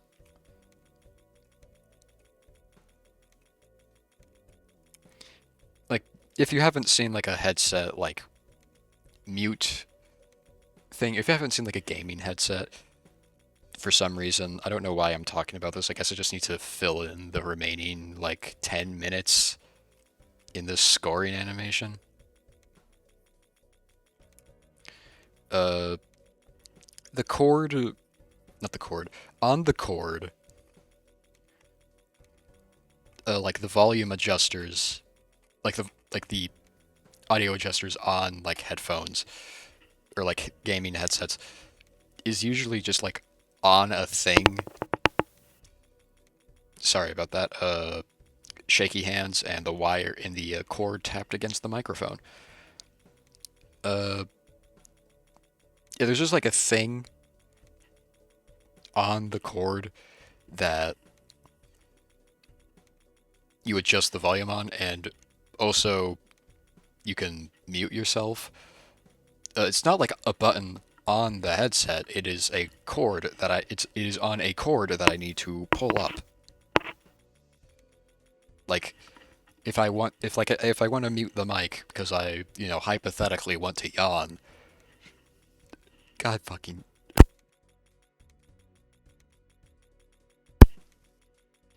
I'd have to like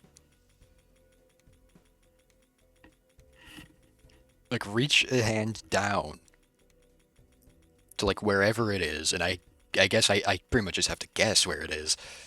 Just grab it, feel around for like the switch with my finger, and then flip it. Which I guess it works for. Oh no, it definitely works, but I just don't like the click because according to OBS's audio mixer, it is loud. But also, I don't know if I can trust the audio mixer. So there's that.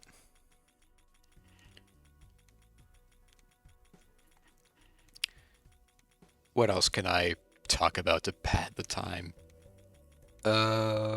Fucking.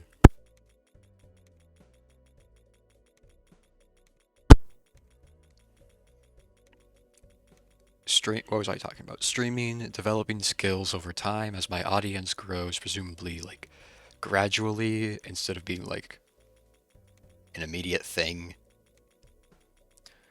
Um, I do kind of wonder what my audience is going to like, what my audience would like be. Like, what kind of people would I attract? Because, like, I don't want to attract people purely because of the games that I play. Like, that's not. I've seen content creators that, like, they develop a good chunk of their audience from, like, a specific game, and the people in that game's community just happen to be very passionate about other people making stuff related to that game, so they kind of get angry if the content creator makes content for anything other than that game that they started watching them for, I guess. It's an inevitability, obviously. Like, that's something that's going to happen. If you're a variety streamer and you stream a bunch of games, some of the people who start watching you because you played one game that they like, they're probably going to get pissed if, like, they're going to inevitably get pissed if you don't make more content related to that game. That's an inevitability. I just don't want to be focused on one community, which I guess is hard to do because, like, most of the streams that I've been doing have been like FNAF fan games and Undertale fan games. Recently, I have, like, it's like, I just finished streaming first playthrough of DDLC, pretty much spoiler free, and that was great. I want to do more, like, stuff where I don't really know what's coming, because admittedly, the stuff that I have streamed, I have knowledge of, like, knowledge of, like, I know what's going to happen roughly. Like Undertale fan games, I kind of, I know what is going to happen. I guess, like, the Deltarune Chapter 2 stream was, I guess, kind of a turning point in that. Because, like, I barely knew anything about Deltarune Chapter 2. It was the first time I'd actually played through it. And, the people that like, joined the stream, like, it was great just hanging out with them and, like, learning about the game while interacting with chat. Like, it was just fun. It just, like, the Deltarune Chapter 2 stream is what, like, cemented in my head, like, this is what I want to do for a living. This is what I want to.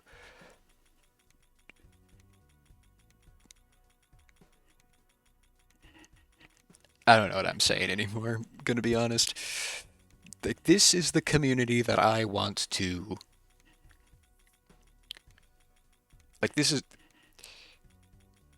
The Deltarune Chapter 2 stream is, like, what, like, cemented in my head. Like, yes, I want to do streaming. This is what I want to do. Dream job, streamer. It sounds silly, but, it doesn't matter. The hand is wrapping up. I say wrapping up, we've got, like, 4 minutes.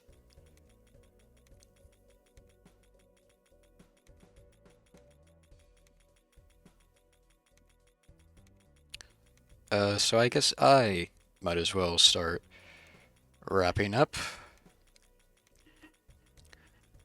Uh,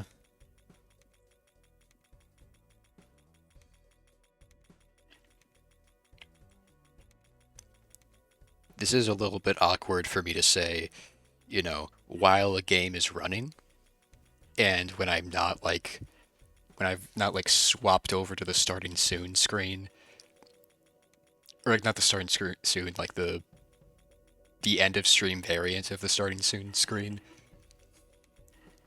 It's a bit weird to not have that up while I'm, like, saying this, but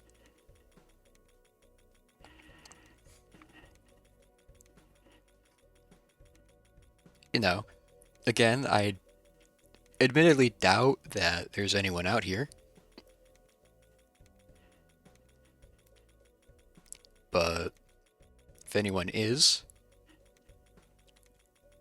I guess this is more of like a retroactive thing to whoever hopped into stream, just hung out, even for like a moment, aside from the bots. Just want to say thank you.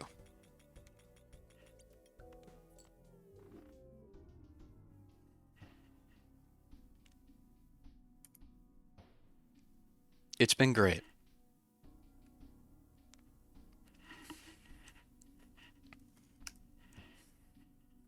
One last screenshot.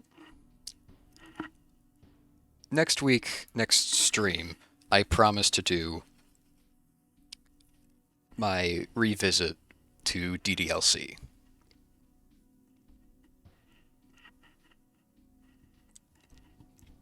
But no, there's no but. It's just no. There is a but. I'm so sorry. Until next stream next week. Thank you for tuning in. You've been great.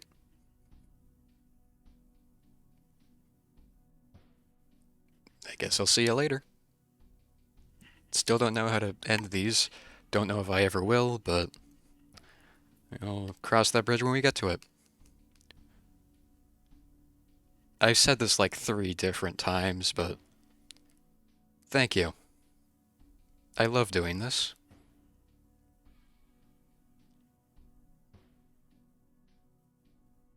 Farewell.